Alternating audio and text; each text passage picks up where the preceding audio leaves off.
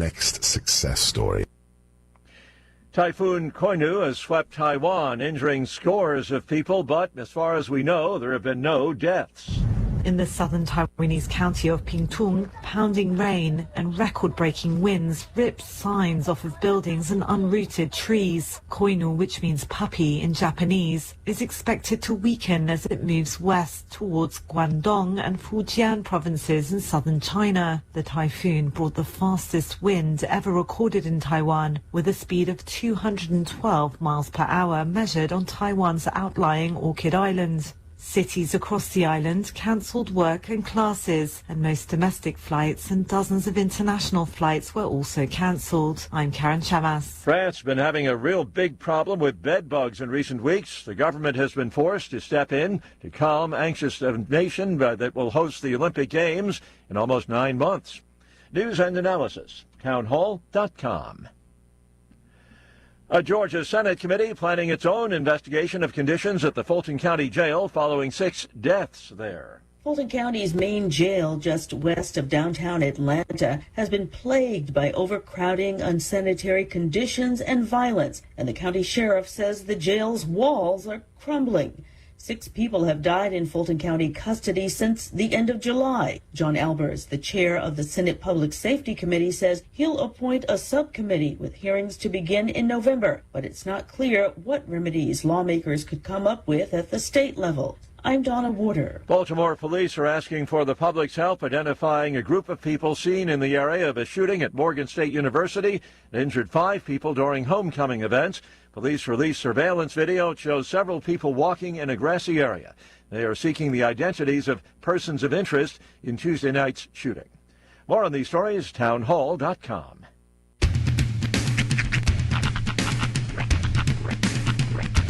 What in the wide, wide world of sports is going on here?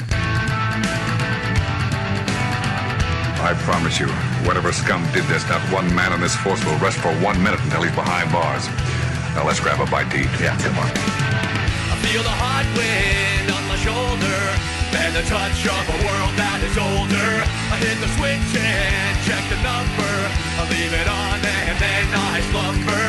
I hear the rhythm ringing through it. Flamenco guitar and cumbia music. I hear the talking of the DJ. The travel said, what does he say? I'm on a Mexican radio. I'm on a Mexican radio. Yeah! Broadcasting live from high atop the J.P. White Building in downtown Roswell, New Mexico. It's Mornings with Mike Winters on 106.5 Roswell's Talk FM. Is that what I sound like when I talk? Now, here's your host, Mike Winters. And good morning, one and all. Welcome to Mornings with Mike Winters. I am he. That would be me, Mike Winters. Happy Thursday, everybody. Yes. I just remembered I got a football game tonight. Oh, that's right. Commanders Bears tonight. That's right. Thursday night football. I'm going to have to preempt, not Survivor, Big Brother for football tonight. My wife's not going to be happy. This is where we meet. This is where we find Mike's priorities. Yes. It's like, what's more important, Big Brother or the Commanders? Oh, no. We're watching the Commanders. And you guys have been doing semi-decent this season, too. Yeah, we should win tonight. The Bears. You said Bears? Oh, yeah. The Bears are... As a Packers fan, I mean, you got the Bears. We should win tonight. Their coach is on the hot seat. That team's in turmoil. Yeah. So. We wrecked them. It was like first week we wrecked them. We should win tonight. If they lose tonight, then there's going to be some rolling hits, I think, in D.C. We'll see. But... so, not like there's not already some rolling heads in D.C. right now. Football related. How's it going? Kevin McCarthy. Can't call you Mr. Speaker anymore. Oh, that's a fun mess. Man, oh, man. Get your popcorn ready, because that's going to keep getting interesting. Oh, yeah. Next week's going to be just an absolute crap show. Well, they're going to probably spend the rest of the week fighting about it and everything else. So the Speaker pro tempore, did you see how hard he slammed the gavel down? I did. He's not happy. Yeah. He did not want to be here. The best was people online added the squeak. Oh, that was funny. Yeah. I just saw him. Pow! I was like, okay, all right. Here's your 15 minutes, bud. Didn't know you could passively aggressively gavel. I'm like, there better be a crab under there to crush us. It is the area, D.C., Maryland area. It's still got some crab season going on there. But happy Thursday. Yes. Hope all of you are having a wonderful day. We got, 3 days left of fair? Technically 3. 3 days left of fair. I think that all locals pretty much put it out of their heads as of Friday. We're like, okay, it's over. Well, we got the as of good Friday, parts. it's over. The big shows, the big things. Like they got the rodeo starting tomorrow. The we got rodeo's some coming, big the ranch concerts rodeo. coming next couple days. So. Tejano Night's going to happen on Saturday. Garth Brooks is the Garth guy. No, not Garth Brooks. The Garth guy. You're legally required to tell you that it is not Garth Brooks, but the Garth guy. Garth guy. That's right. Who does the Garth Brooks? And of course, the livestock show, our sale, going to be happening Saturday morning. Yeah. It's a little change of pace because usually it's the evening. I think the Eastern sale. always does it Saturday morning, and the county fair That's does what it is. Friday. Yeah. So, yeah. So it's always. I think it's always been Saturday morning, or maybe because they it's do Saturday. I think you're right with Saturday morning because they do the buyer's breakfast. And Yeah, they do the it's sale kind of been. itself. I think it's always been there. But anyway, yeah, that's all coming up, and so plenty. And based on the weather, it should be golden now. Oh yeah. I mean, 81 today, 81 tomorrow, 75 on Saturday. So. Not bad. Not bad at all. No clouds, no rain. You know what? You might even wear a long sleeve T-shirt Saturday to the fair. I will argue that for the last 2 nights, I've regretted not wearing this hoodie to the fair. Because yes, while it's decent and cool, there's a nice little breeze. It's kind of starting to feel a little bit like fall. The air conditioner inside the booth, inside the trailer, is like full blast all the time. Good. Or just off. So it's 27 degrees inside the trailer and 67 everywhere else. That reminds me of my time in the military. Basically, my barracks, my dorm room, you had air conditioning or heat, just like this room. And so from April to about November, my AC was on all the time. And so it was either 2 in my room or 100 when I turned it off. So, and when the air went off, I had so I had to open the window, put the box fan in, and I worked nights, so I slept during the day, which it was warmer, and so I nights during the winter was interesting because I had to have the window open, and they were always doing construction or something right near my barracks. It just every time there was something going on. So now, to me, if I'm honest, that would help me sleep. Would it? I was in a hotel room recently, and the conditions were fine. It was a nice bed, beautiful room, but there were 2 things happening. It was stock silent, unless the air conditioner would come on, and when the air conditioner would come on, I could sleep. But also, the blanket I had on me was so smothering and hot, I was sweating, and then I'd uncover and I would freeze. Yeah, it was miserable. Hotel sleeping to me is like one of the worst things on the planet. That's something I've noticed like in the last month for me. Yeah. Like I'll be, and it's not every night, but I would average 2 to 3 nights a week. I wake up around 4 in the morning, 4:30, 4, hotter than Hades. Just like, it's like I wake up and I throw the covers off because I'm like literally sweating hot. And then about 5 minutes later, I'm freezing again, so I cover back up. But it's I've noticed it, like I'll wake up and I'm like, oh man, and you got to finesse the situation. You got to pull off the what's her name? Jessie Spano. I can't think of her name offhand. From Showgirls, the poster, how she was under the blanket with the one leg hanging out. Yes, that's the happy medium. Yeah. I was because normally I get in there, I'm freezing, so I climb right in and I burrito up and kind of. Now, okay, do you and Kim share blankets? Yeah. Okay. See, towards the end of, and maybe this is a sign of the times. Towards the end of my marriage, we were actually for the last couple of years, we were using separate blankets. Okay. And it worked so well. Did it? Because neither one of us were upset that we were yanking blankets off each other. No. I think I do it sometimes, but she's more of the blanket stealer because what she does is she'll start on her back. And then she'll roll on her side. in the blanket. But she tucks the blanket like up in between her arm and her body. So when she rolls over, she takes it with her. Right. And so I usually end up getting stripped of blankets. Sure. As she rolls over there. So Now, are you somebody who's more comfortable on the edge of the bed?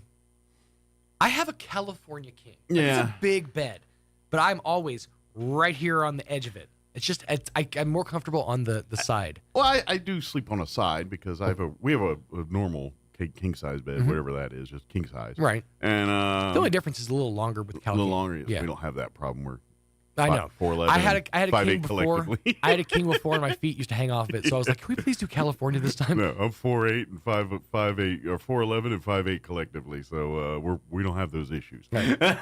but yeah, I mean, I kind of sleep like I know when I'm alone. Like there's nights where Kim's not there. If I sleep, I'm still on the side. I don't roll to the middle of the bed or nothing. I that doesn't feel right to me. Yeah. So yeah, I guess so. I guess you could say that I am now. I've been kind of trained that way. I've also explored different quadrants of my bed. Like I found myself sleeping at the foot of my bed certain summer evenings so I could be right in front of the air conditioner. Yeah. Nah, I haven't done any of that. So You gotta experience. I mean, I've laid and watched TV that way, Oh, but yeah. I've never like slept that way. You gotta experience the full breadth of the bed, or else you're not getting. Plus, there's also parts where like you'll lay down, you're like, I've never laid on this spot. This is a brand new mattress here. Well, and I'll play with the cats a lot on the bed, so I cover the bed. I'm usually laying on, but as far as actually sleeping, it's He's like, I built my Lego sets on my bed. It's a nice open space. Like a lot of times I play because I have like one of the cats I like to play the covers game with. The cat loves to attack the lump in the covers and all. So I'll 15, 20 minutes of that go with one of the cats, and it's just we live life on the bed. Mm-hmm. So, but anyway, I don't even remember the point of all that. There's not one. There never is. My cat, and recently a friend of mine experienced this firsthand. My cat will at 2:33 in the morning, not meowl. Ooh. Yes. I know the meow. Yes. Want some attention. Oh God, I'm staring at the back of my eyelids. Why now, you nocturnal beast? Could have been practicing hunting too. Maybe. They do that. They do that stuff. So some of that noises and things like some of our cat's toys are little toy mice, little stuffed whatever, or catnip, whatever. We have a couple different versions. And every once in a while I've seen them carry those around like they've been hunting. And they'll hold it and then they'll do that meow noise and then drop it, like at your feet like it's a treasure. Maybe that's just Stefan's way of letting me know this is my house. You're just a guest in it. He's been waiting for me at the door every night this week because I've been working late at the fair. Yeah. So I get home, he's like, "Where have you been?" Oh, missing you. He comes up, he's smelling me. He's like trying to make sure I'm not like cheating on him with other cats. Yeah, I get that. I smell dog on you. Where have you been? Yeah, those days Crystal brings the dogs. I usually get it when I get home. Speaking of Crystal, let me give you the rundown. She's in it, by the way. Oh. We're going to replay an interview this hour. We had the folks from the Chaves County Health Council join us yesterday. Joanne, Emily, and Carissa talking about their suicide prevention event that's happening next week on the 10th. That's going to be out at the Encanto Center on South Main there. So we'll play that interview for you here in just a bit. In the 8 o'clock hour, about 8:15, Amy McVeigh-Tejas with the Historical Society for Southeast New Mexico will join us, talk about a couple events coming up, including the Books in Bloom event that's here October 14th, same day as the solar eclipse. So you can, That's right. you can get your solar eclipse on while you're there, too. You can bring your glasses, and I think we'll have some glasses. Man, we'll talk about that. Also, the Heritage Dinner. We've got days left. They extended the deadline to RSVP for your meals to this week, so we'll talk with her about that. And then in the 9 o'clock hour, I wasn't lying, Crystal Noble with the Roswell Humane Society coming in to join us, give us an update on the dogs and the cats. But I'm also curious, because I think you all heard on the news that they're having, I think it's distemper, or they're having an outbreak at the animal control facilities. That's why they had to postpone their adoption event they were supposed to have a couple weeks ago and all that. So, and for those that don't know, the Humane Society and animal control are right next to each other. So, we'll find out if what's going on over the animal control is impacting what's going on in Humane Society. We'll get the tea. Yeah, as the kids say. Yes, the tea, huh? The tea. How's that connection? They say, spill the tea. Let us know. Ah. The tea is like, rumors, speculation. Let's start in England. I don't know where it started. It's just like a thing the kids say. Spill the tea. Yeah. If you're gonna like tell somebody's like salacious secrets, I'm gonna spill some tea. I'm not gonna lie. That feels like that would be a boomer reference. Spill the tea. Really? It does not feel like a young person's reference. It's very much a boomer reference or a Gen Z really? reference. Spill the tea. That feels like an older generation reference to me. Spill the tea.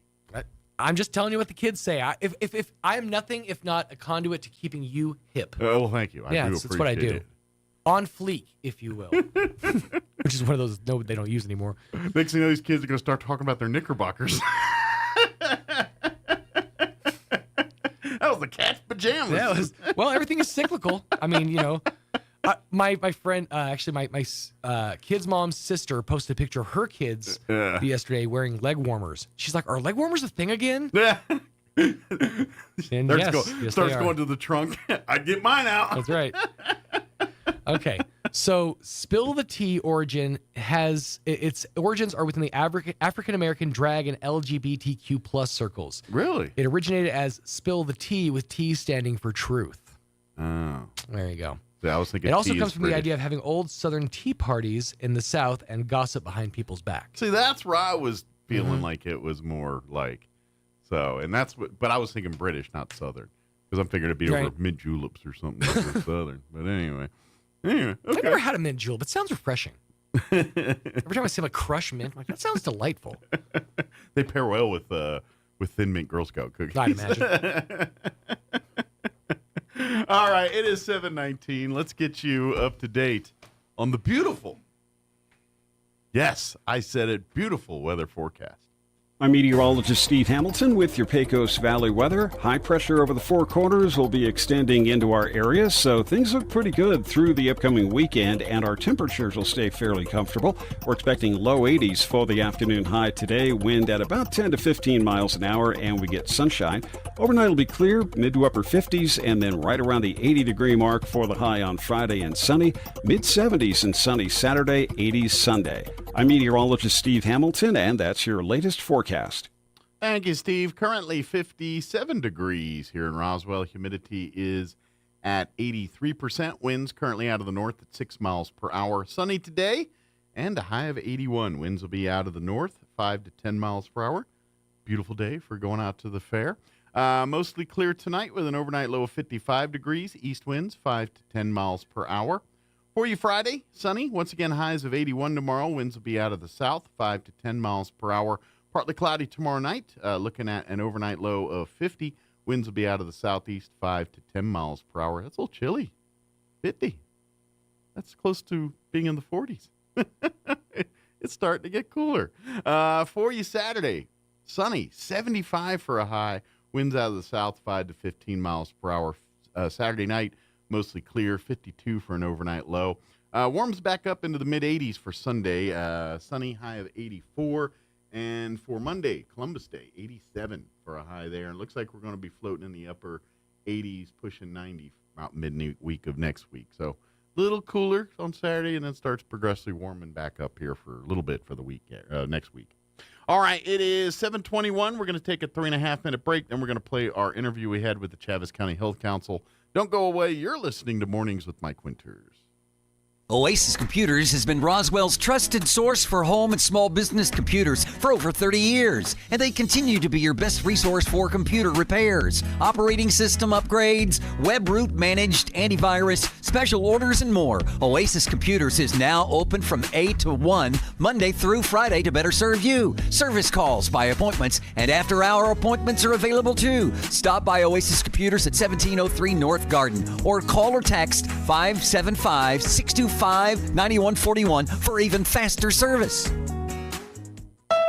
It's October, and that means it's time to paint Roswell Honda pink. We partnered up with the Chaves County Cancer Fund to help raise much-needed money, and we are gearing up for another amazing year. Roswell Honda is giving away some great prizes, including 3 Michael Kors designer purses, pretty in pink, of course. Stop by for a free entry or 3 entries with a qualified test drive. And that's not all. With new inventory arriving daily and over 100 quality pre-owned vehicles on the lot, there's never been a better time to get behind the wheel. Here's Joe Salzar star to tell you all about it. Don't let vehicle pricing rumors fool you. With Roswell Honda's market-based program tool, we are making it easier than ever to get the best deal in southeastern New Mexico. And with every vehicle sold in the month of October, we will donate $50 to the Chaves County Cancer Fund. Join us Saturday, October 28th from 10 to 1 p.m. We will have a special performance by the Charlie's Angels. Bring cash to support the cause and purchase goods from our many vendors. Help us make it happen for the Chaves County Cancer Fund, and let's paint Roswell Honda pink. The Eastern New Mexico State Fair 101 It's Going to Be Fun is happening October 2nd through the 7th. And Wright's Amusement, North America's longest running carnival, is back to bring all the fun. Unlimited ride armbands are $35 each day. On Tuesday, it's Ride 'em Cowboy Day with a $25 fair admission that includes an unlimited ride armband perfect for families and large groups. Wednesday night is Dollar Ride Night for all rides. And on Thursday, bring in 2 cans of food and get an unlimited ride armband for $25. The fun is waiting for you at the Eastern New Mexico State Fair in Roswell and paid for by Roswell Lodgers Tax. It's time to stock up on beef. Do it the most affordable way by buying a whole or half beef from Runyon Cattle. A whole beef feeds a family of 4 for nearly a year. Buy your meat in bulk for about $6 a pound. Skip the store and skip the wait lines. Beef isn't something that you should have to wait on. Stock up on New Mexico homegrown grass-fed and grass-finished beef today by calling Lisa with Runyon Cattle at 760-5655. That's 760-5655. Delivered to your home freezer.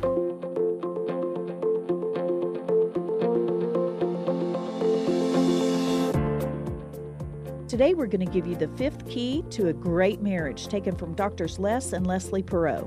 Hi, this is Pastor Troy and Julie Smotherman for The Joy of Marriage. The 5th key is commitment, living the love you promised. Galatians 6:9 says, "And let us not get tired of doing what is right, for after a while we will reap a harvest of blessing if we don't get discouraged and give up." You know, one of the keys to commitment is just deciding in your heart, I'm never giving up on God, I'm never giving up on my marriage, I'm never giving up on my family. Commitment is a promise made and kept by 2 imperfect people. It's good for our kids to see that problems happen and we're committed to solving them together. If you want all 5 keys to a great marriage, you can go to our website at jomconference.com.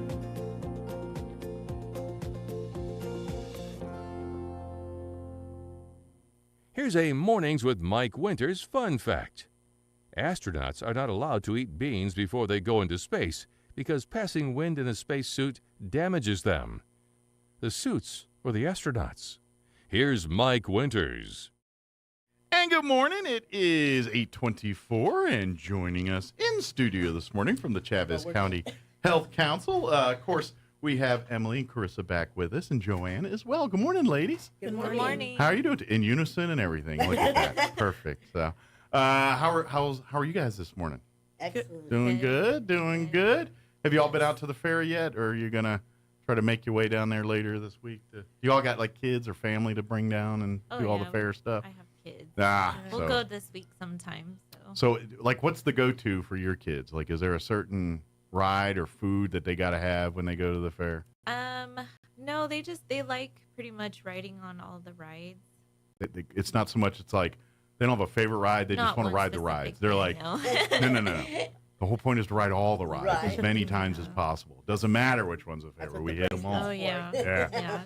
Which is today's the day, by the way. Today's the Ride 'em Cowboy Day. So if you want to, if you got the family and you want to save a little money doing that, everybody 2 and over that goes to the fair today will pay $25 to get into the fair. And when you get into the fair, they're going to hand you an unlimited ride armband. Normally, if you buy that armband, it's $35. And if you're an adult with not a senior or nothing, it's $12 to get into the fair. So for $25, you get both today. So take advantage of that. Good so, deal. Yeah. So just a tip for all you plan on the ride. And the weather's going to be beautiful. Today's a high of 89, sunny, no rain, no wind, and I think it's getting nicer from here. So thank goodness. We're I was good. afraid it was going to get rained out. Yes. Well, I think we're going to be good to go. First off, before we talk about the event, I do want to put on people's radar the 211 hotline number.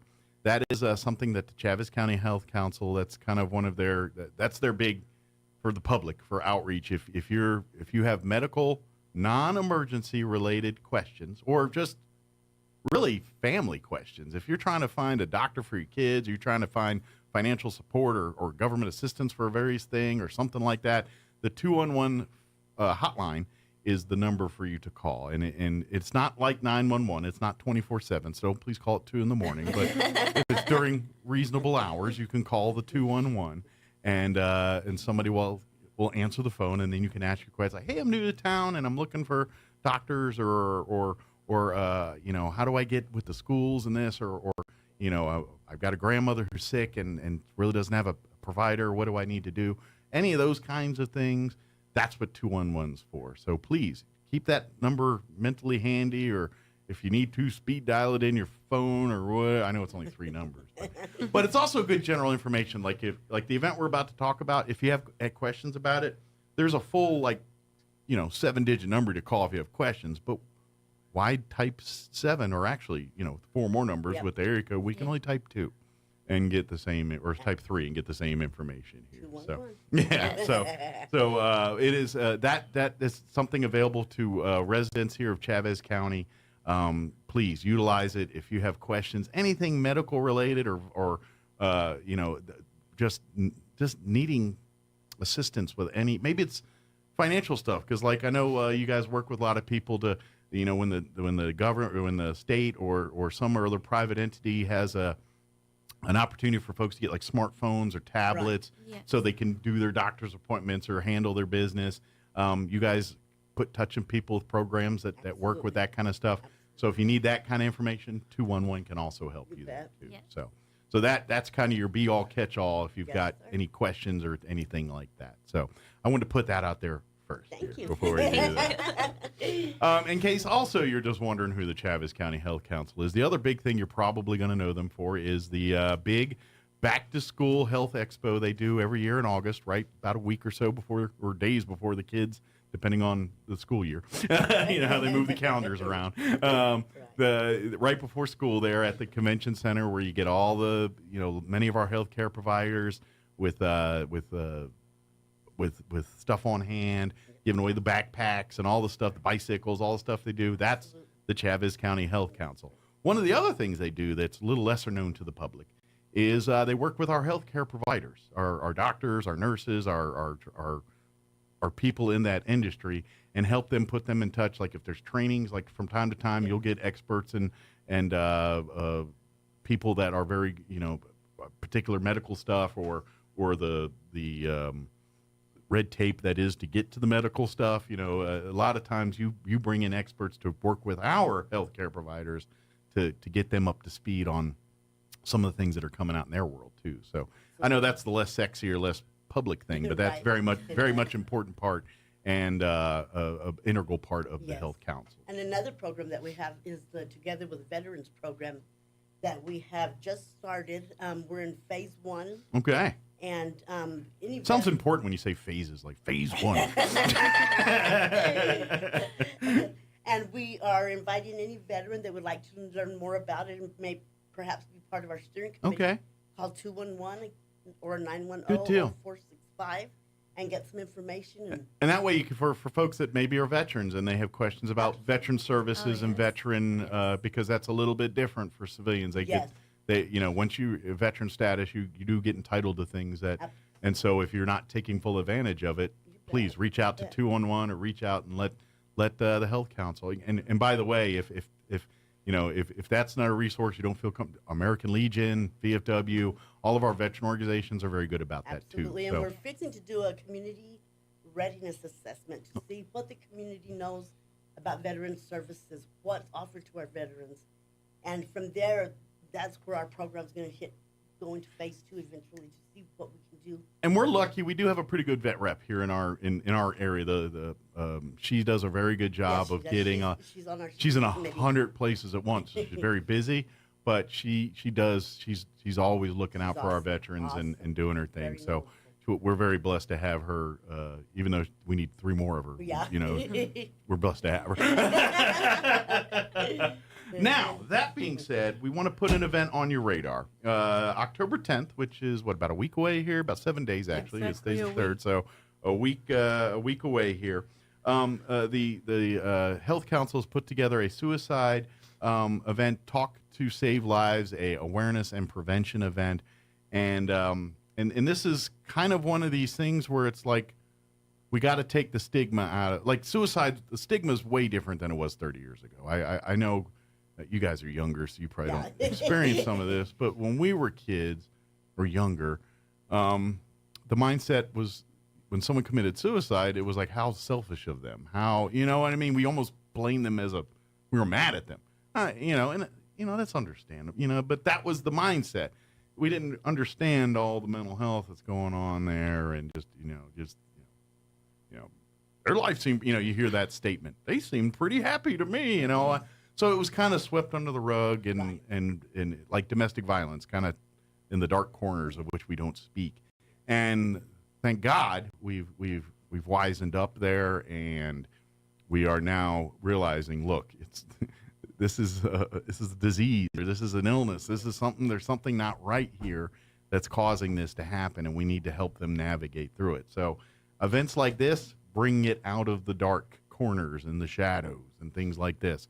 Let's come into a place where we all can come in a comfortable, judgment-free zone, and just let's figure out why this is a problem, what's going on. Let's help those that are struggling with it right now. Get them resources. Get them in touch with people that can help them. But for God's sake, please don't do nothing. That's the worst thing you can do is just chalk it up to, that's none of my business, or I'm sure they're fine, whatever excuses. And events like this really remind us and hopefully educate us on knowing, hey, this is a thing. And guess what? To be honest, and especially in the world we live in, I think all of us are 3 steps away from, you know what I mean? It could be any one of us. If you're breathing and you're living, then this is something that can impact you. And start the conversation. Yeah, so it's glad to see that you guys are doing, bringing this out, and I know you guys and I talked last time a little bit about why this is happening. You can go back and check it out on our thing if you want to hear the whys and all that. But we would love to invite as many people as possible out to this event. Now it's going to be happening October 10th. And it's going to be happening at 1010 South Main at the Encanto Event Center. Do they need to RSVP or just show up? No, it's open invite. Anybody that's free or able to go, we do encourage you to go. We would love to have everybody there. Yeah, the more the merrier. And even if you don't think, like, what do it doesn't. You'd be surprised it does. It's one of those things where you never know what the future holds, and it can save your life or somebody around you. Suicide is, and I said this last time, suicide's like cancer now. And what I mean by that is how we talk about cancer, and everybody on the planet pretty much is either directly impacted by cancer or has family or friends or associates that are impacted. Suicide's pretty much the same way now. It's sad to say, but all of us can say we know someone or know someone or someone or someone right in their inner circle, has been impacted by this, or maybe they themselves, maybe they've tried, didn't work. Maybe they've been thinking about it, and that's just it. And that's the thing about mental health. It's good till it's not. and you gotta be maintaining it and always fostering it. And so I think this event, if nothing else, will remind us all to take care of ourselves as much as anything else. And we're so, and it's easy to take care of others and to sacrifice for yourself in some way. Some of us are built that way. It's like, don't worry about me. And so they will go to the end of the world to help someone else, but won't do the same for themselves. And it's okay to do that for yourself too. Yes. That's what we need to remind people.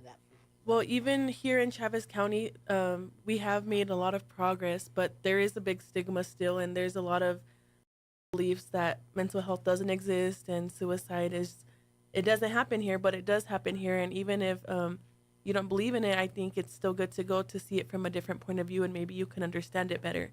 Well, it's hard to put a finger on it. Yeah. That's why people have a stigma or have and let's face it, mental health is by far the most behind in the world of medicine.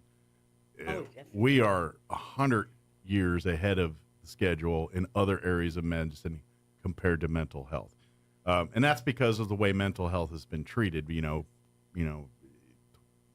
Years ago, you put them away, you put them in a thing. We don't speak of them. The asylums, and now we turn. And to be honest, what we're doing today is not the right answer either. We've got to find, because you can't just let people go around doing what they want.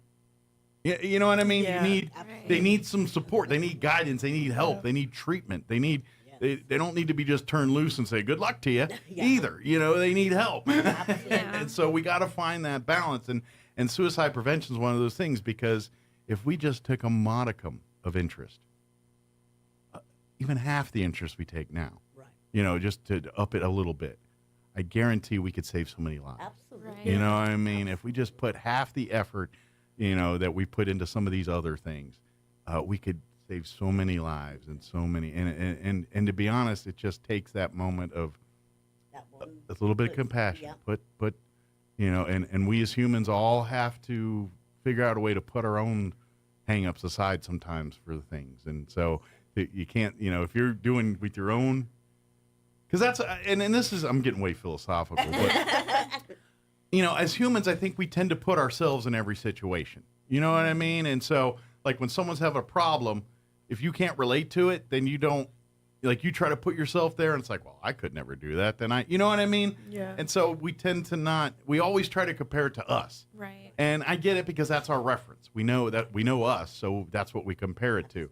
But it doesn't give you a real answer when it comes to these things, because you don't know what they're thinking. You don't know what they like and what they feel. It's not the same as you. And that's okay, but how they look at things is different than how you look at things. So So you got to remember that. We all have to understand that. And I think that's part of some of that stigma. It's like, and it can happen to any one of you. I know for a fact there's been a point in everyone's life where you felt down in the dumps and upset at yourself and ready to, like, screw it. You know, we all had that moment where, like, what am I doing here? Or want to throw your hands up. We all have that moment at some point in our life. And at that moment, it feels like the worst thing, and there's nothing past that. But once you stop a second, all right, you know, and then that's where we got to kind of figure that out and understand it. And I think having events where we can talk about this stuff and compare and share experiences and do that, that's how you solve these problems. I mean, you can get a doctor in a room to lecture everybody, and then you might take some of that information in, but I think it really learn more when you get people with shared experiences and people that talk not because they read about it in a book or went to school for 50 years. And I'm not saying that's important. That's important. You need to do that. But when you're in the room and it happens to you personally, you can't compare that to anything else. And so if you're feeling and living, or you had family and feeling, you can't,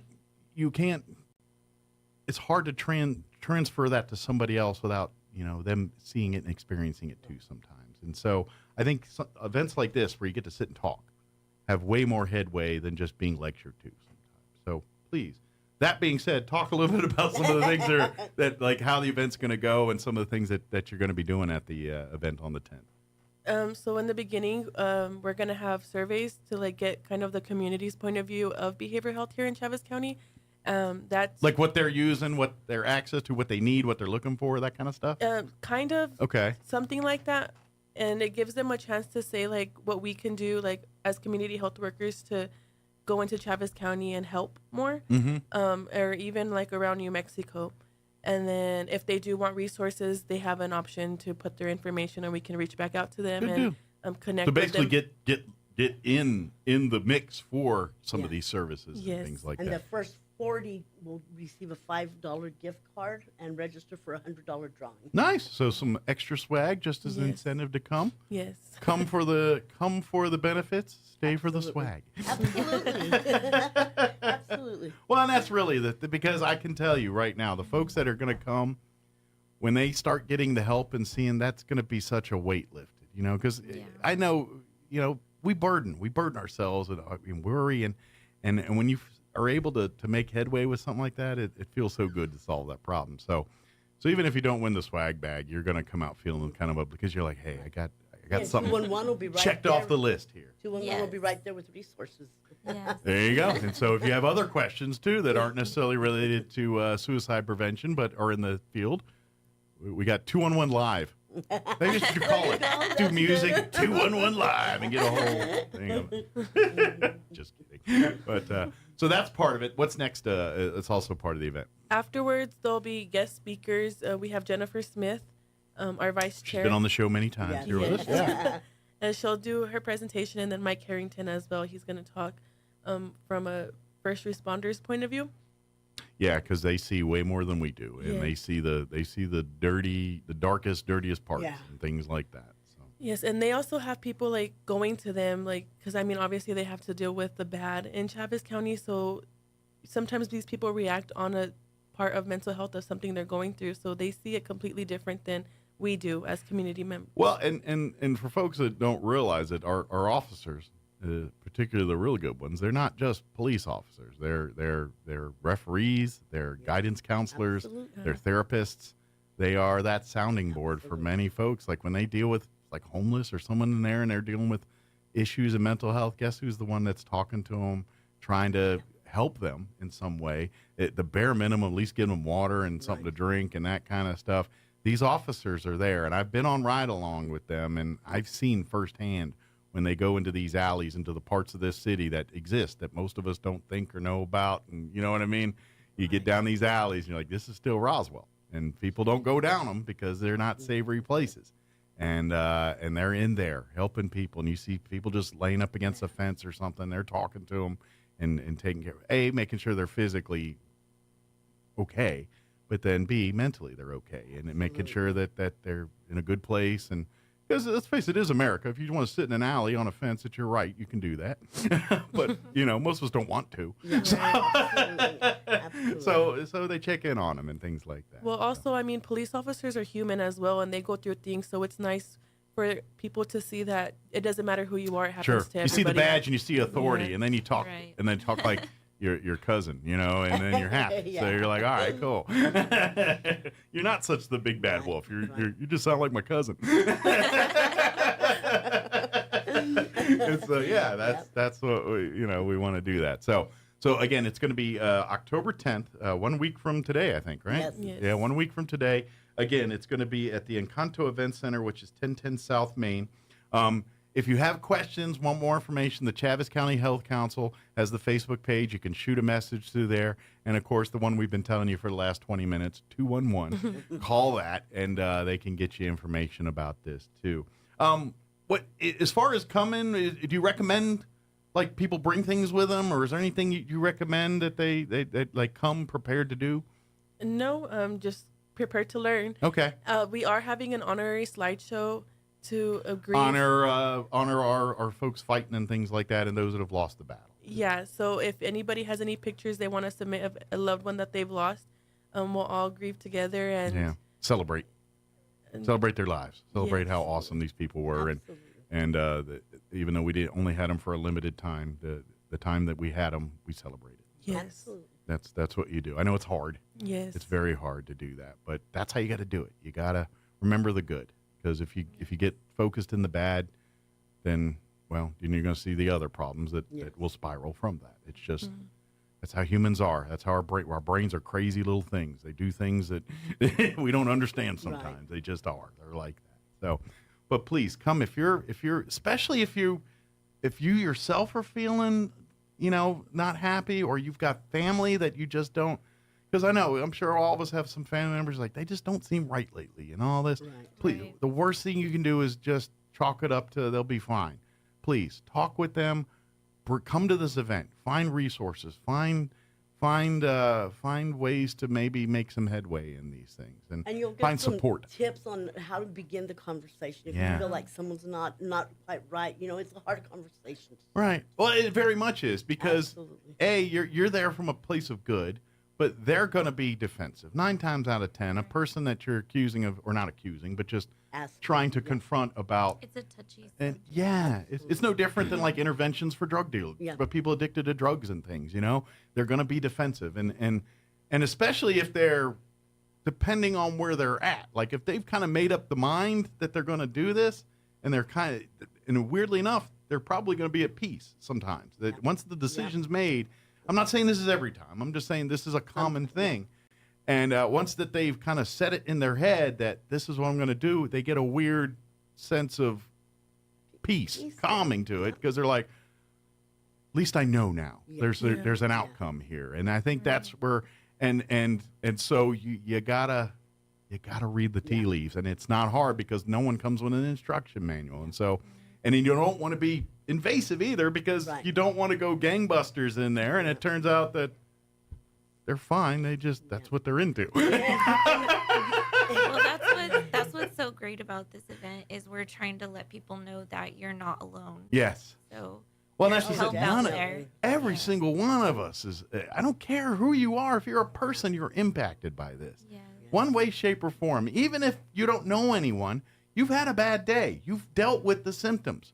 You're just able to deal with them in a way that some people aren't sometimes, or you get enough of those in a row, it's going to catch up with you. You know, humans are, we have breaking points. We have, points of no return. All of us do. Some are higher than others. Everybody handles every situation differently. Yeah, some are very good at stress, and some aren't. And some, well, look at like Robin Williams.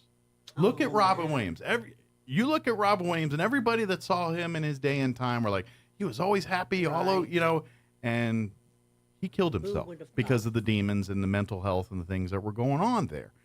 And what made him funny was probably also what was torturing him, but we don't know that. Yeah. And so we see something like that, we're like, oh man, he was Mitch, he's rich, I wish I had him, you know what I mean? We all compare ourselves to them. Right. And I think that's why kindness is so important nowadays, because you don't know what people are dealing with in their personal lives. They can look absolutely fine and happy on the outside, but you don't know. And some are better at hiding it than others. It's no different than alcoholism or some of these addictions. That smile could make their day. Hello, and that's another thing too. You don't realize how close someone was, and then you walk and you're just nice for someone for a minute, and they're like, oh, maybe I don't know how many times have a bad day, and then you go to a restaurant or something, and the waitress is just real nice, or just oh, here's and a free. It gives them hope. Yeah, yes. and that spreads like diseases. It spreads too. Yes. Happiness spreads just like the bad stuff, and so use it that way. And so,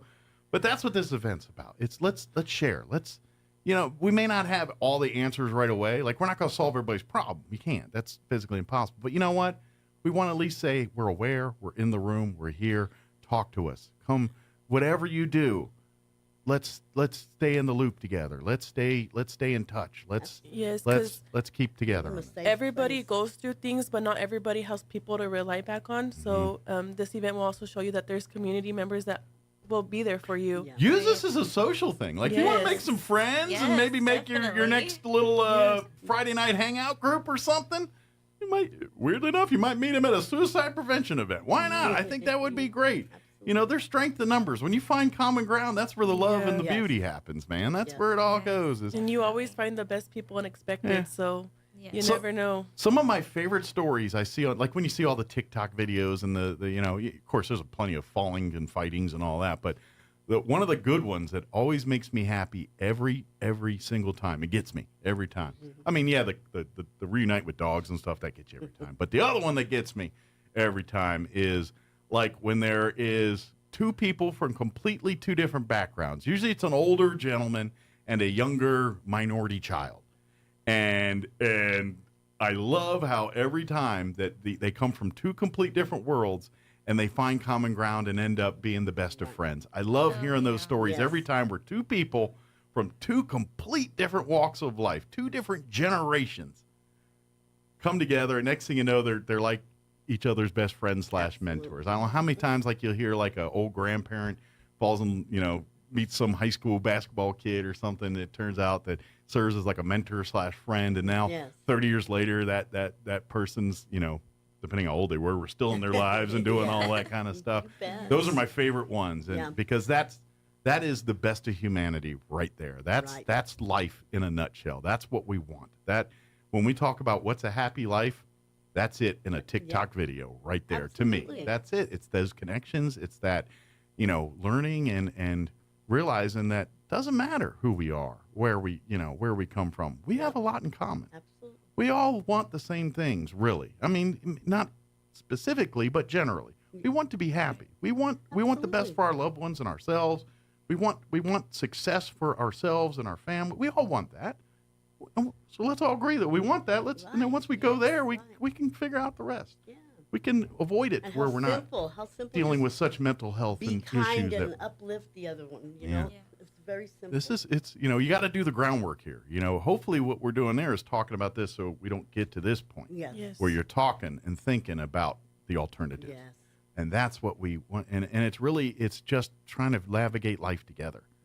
We're humans are a networking people. We have to, we need each other to we can try to be individuals, and some of us are loners by nature and try to do as much as we can on our own, but it's not our DNA. It's not how humanity is made up. We need each other in some way, shape, or form. We all need to get along and to coexist and to give ourselves that space. And if once you get that part, then the mental health side gets better. If you come from a place of love with everything you do, you're doing right. You're doing okay. Yes. Even if you screw up, it's okay. Right. It's okay. You could still be wrong. As long as what you're doing is coming from a place of love, we can get past it. We can figure it out. And so please come to this event. I know I got way deep. I know I do that, but this is one of those areas where we come and come to the meeting and do all that, but it's deeper than that. Yes, this is trying to make connections. This is trying to really show people they belong, show sense that you're cared for, you're loved. No matter what hurdles this world has thrown at you, there's people that love and care about you and want to see the best for you and want you to succeed. Sometimes they're your blood. Sometimes they're not. It doesn't matter. There's people out there that love you and care about you and want the best. Even if they've never met you, there's still people that love and care and want the best for you. And you're probably going to meet some on Tuesday night of next week on the 10th. Please come out and be a part. Yes. Absolutely. Good deal. What else? Now that I got all heavy and dark. Do we get it all? Well, let's just throw out there that the 988 number. If you if you are going through a crisis, and that's nationally. Each state has their own, but it's the same number nationally. Absolutely. New Mexico has one. 988. That is your mental health 911 number, basically. Yes. If you're dealing with depression, mental health, if you're suicidal, any of the above, that 988 number is available 24/7. There will be a live person on the other side to talk with you and do whatever you want to do. You can text also. That 988. Text and chat, yes. You young folks that do that in case you want to text. Although I gotta be, my thumbs will get tired about 10 minutes in. I was like, can I just say it? I'll call you now. I don't want to take this whole sentence. I just want to say it. So I get that. But is there anything else we missed about the event or we wanted to cover? Or anything that we wanted to share? No, I don't think so. All right. Come on out again. There will be snacks and drinks there too. Of course there's food. Whenever there's people, there's going to be.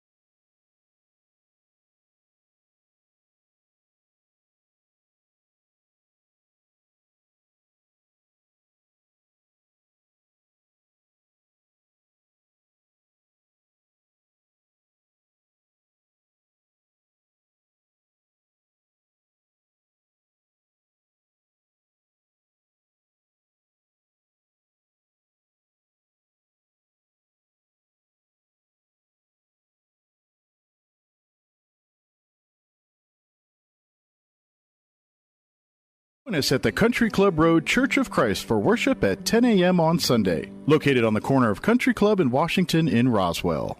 If you or someone you love is dealing with addiction, it's time to stop suffering and start Celebrating Recovery. Celebrate Recovery is a program designed to guide you step by step through the process of breaking free from your hurts, habits, and hang-ups and find hope and strength in recovery. A new cycle of step studies begins Monday, October 9th from 6 to 8 p.m. at Grace Community Church, 935 West Mescalero Road in Roswell. If you want more information, call 575-623-5438 Or come by Celebrate Recovery at Grace Community Church, 935 West Mescalero Road, every Friday night beginning at 5. ENMU Open House Preview Day for high school students is Saturday, October 28th on campus in Portales. High school students and their parents can get information about admission and scholarships, find out about potential majors, get a specialized campus tour, and have a chance to win great prizes, including a $500 scholarship. Come visit campus and learn about our safe, family-friendly college environment. Sign up today at enmu.edu/open house. Eastern New Mexico University. Student success. That's what we're about.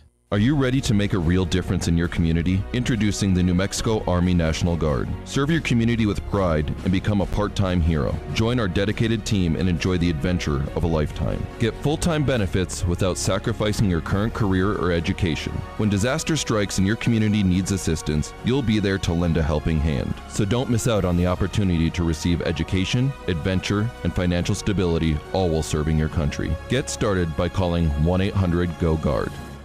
It's time for the Chavez County Sports Report. Let's catch up with a volleyball score from Tuesday. The Roswell Coyotes went visiting the Artesia Bulldogs and lost by a 3-1 count, so went 4 sets.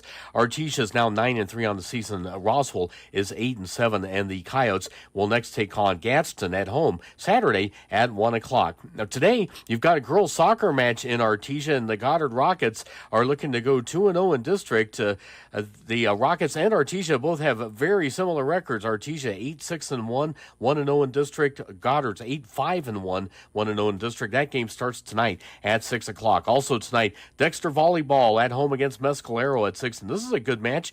NMMI at Gateway Christian. NMMI is 8-6 on a 5-match winning streak. Gateway Christian is 10-2. That starts at 6:30. The Sports Report brought to you by DSI. Call DSI for all your office technology needs. I'm Eric Butler at Roswell's Talk FM 106.5. Clyde Lewis and Ground Zero is now in Roswell on 106.5 FM. KEND Roswell. And we're closing in on 8 o'clock. Town Hall News up next. We'll be back on the other side of news. Don't go away. You're listening to Mornings with Mike Winters. We'll be back. News this hour from townhall.com. I'm Rich Thomason. The mayor of the sanctuary city of New York, traveling south of the border, Eric Adams, is in Mexico City, has a message for those who have their sights set on traveling to New York. I say to those who are pursuing the American dream, it should not turn into a nightmare. In other words, don't come to New York as the city is over capacity. It has taken in some 120,000 illegal aliens over the past 12 months. President Biden letting more student loan borrowers off the hook for their debt. This time it's a $9 billion giveaway, involves more than 125,000 people. Did your cell phone suddenly perk up yesterday at around 2:20 p.m. Eastern? Well, chances are it did. That's when the U.S. government conducted a nationwide test of the emergency alert system. Alerts also went out on radio and television. Some even suggested that the test would activate nanoparticles in people's bodies. Experts and FEMA officials have dismissed those claims. The Emergency Alert System is a national public warning system that's designed to allow the president to speak to the American people within 10 minutes during a national emergency. Wireless emergency alerts are short messages that go to mobile phones. Federal law requires the systems to be tested at least once every 3 years. I'm Lisa Dwyer. Philadelphia's acting police commissioner says what began as a domestic dispute last evening wound up with 3 city police officers shot and wounded. The gunman was fatally shot by the police. At least 49 civilians killed in a Russian rocket strike on a village store in eastern Ukraine, said to be one of the deadliest attacks of the war in recent months.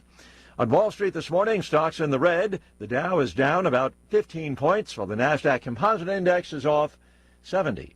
More on these stories at townhall.com.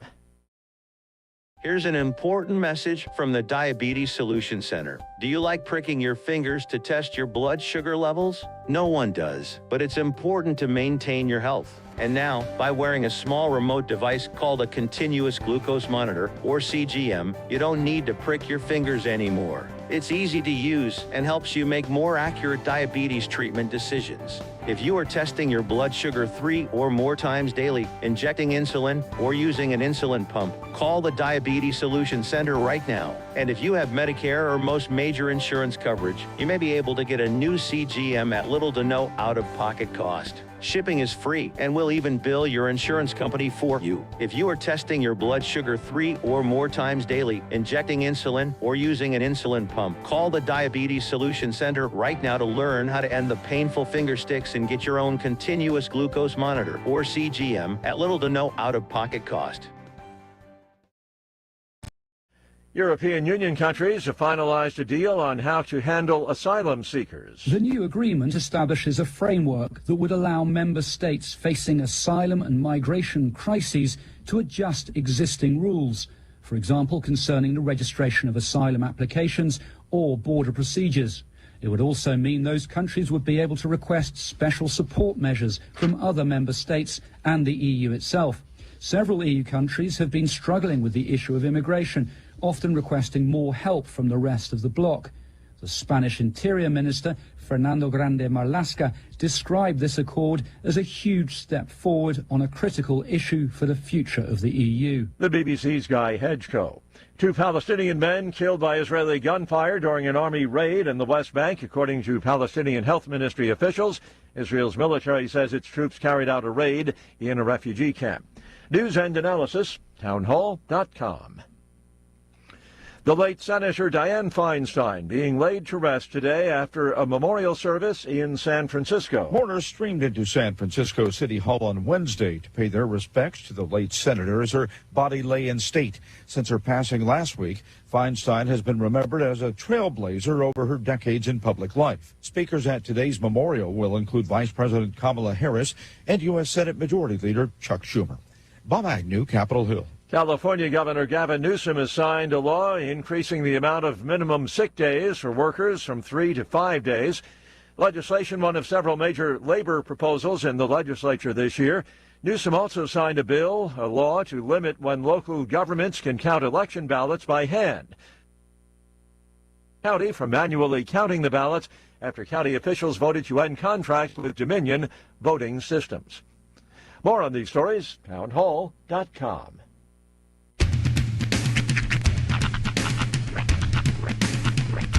What in the wide, wide world of sports is going on here?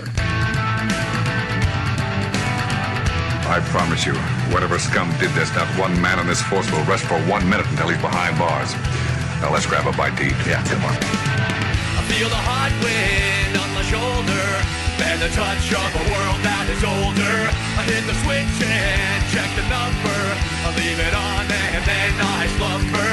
I hear the rhythm ringing through it. Flamenco guitar and cumbia music. I hear the talking of the DJ. The travel listen, what does he say? I'm on a Mexican radio. I'm on a Mexican radio. Broadcasting live from high atop the J.P. White Building in downtown Roswell, New Mexico. It's Mornings with Mike Winters on 106.5 Roswell's Talk FM. Is that what I sound like when I talk? Now, here's your host, Mike Winters. And good morning. It is 6 minutes after 8 o'clock. Welcome to hour number 2 of Mornings with Mike Winters, right here on 106.5 Roswell's Talk FM. Happy Thursday, everybody. Hope your Thursday is going amazingly well. And we got 3 more action-packed days of Eastern New Mexico State Fair today, tomorrow, and Saturday. So if you haven't been out to the fair yet, well, time is running out. Get out there. The weather's going to be fine. It's going to be 81 today. 81 tomorrow, 75 on Saturday. So, and no talk of rain any of those days, at least from what I'm looking. So, excuses are running out. Get on out to the fair. Lots of fun stuff going on now. So, livestock shows we've been filming all week. Matter of fact, there's one going right now. They started bright and early, 8 o'clock this morning. So you can watch it right now, ksvptv.com. Click on the Eastern New Mexico State Fair channel there, and you can watch live and on-demand shows. So the shows that they've done so far, you find them there. And the future ones will also be there as well. Also, you'll find them on our 106.5 Roswell's Talk FM Facebook wall. So you can go there and find them at your leisure, too. So Fair Week continues here in southeast New Mexico. A couple other things I want to put on your radar. October 14th is a busy day. Very busy day. Because it's the solar eclipse day. Mm-hmm. That's that day. We're going to have Amy McVeigh-Tejas join us here in just a few minutes to talk about the Books in Bloom event that will be on the 14th. Also on the 14th is Roswell's Science and Art Festival. Oh, that's going to be at the Roswell Convention and Civic Center 1 week from Saturday, Saturday, next Saturday, the 14th, from 10 a.m. to 4 p.m. They're going to have all kinds of stuff. We're going to have Juanita come in Monday to talk more about it. We actually had Kathy Lay talk a little bit about it yesterday from she's the volunteer and outreach coordinator for the city, and talked about some of the things that will be going on at the Science and Art Fair, too. So you can go back and check out our interview with Kathy Lay if you want to catch some more skinny on that, or tune in Monday when we have Juanita in to talk more about it. That's on, they're doing, so it's STEM, art, it's STEAM. STEAM. It's STEAM. It's more than STEM. It's STEAM. Which I like the new iteration because, arts is vital. And it was one of those things that you saw in like the 2000s and the 2010s is art programs started to get cut drastically, nationwide. Yeah. Band programs, choir programs, art in general, because it was it was considered ancillary, and now it's with the advent of STEAM, it's becoming more apparent that the arts is a vital part of that system. Yeah, I think they realize that people don't obtain information the same way. Right. You just don't. And some people that are kind of creatively minded don't necessarily absorb information the same way, and vice versa. People that aren't creative minded, they're more, they're the accountants of the world. Yeah. They put check boxes and like things to be in neat certain places and all that. They don't, creatively, they don't thrive in that world because their brain doesn't work that way. Right. So we got to, you got to figure out so the left and right brains both can kind of navigate here. So yeah, I love that they incorporate the arts back in because let's face it, that's how some people, and to be honest, you can't do art without math. You just can't. I mean, that's, every design, every created idea has some type of symmetry, math or formula involved with it. So. Absolutely. So so I love that we can inspire kids to do art through math, science, and engineering. All I could think of was Bo Burnham has a stand-up bit. His stand-up tends to be kind of like different. It's not like just telling jokes. So it's a song, but it's a song where he's both representing the left and right side of his own brain. Okay. And so like he's singing from like the literal side of things and like the I like penguins and yada yada, and the other side is like I'm analytical, I think things through, and it's just like the battle of the two sides of the brain coming together. Yeah. And the end result is let's make comedy. We'll do comedy. We'll do stand-up comedy, and we'll come together. Well, and to be honest, I think that's where most of us lie. We have a little creative brain in us. No. We have a little logical brain. God, I wish I had some logic in my brain. I think we all have a little. A very scant amount, yes. Yeah. But most of my brain lies on this side. Yeah.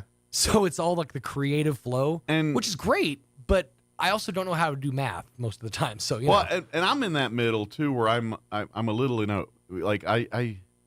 yes, I love factoids and stupid information. All that's the logical side of me. I absorb stuff like that, and I would rather have a thing about the details of an event versus the event itself. See, that's where I think you and I differ because I've always heard it statistically said that when you're left-handed, you tend to use the right side of your brain more often. You tend to be more creative.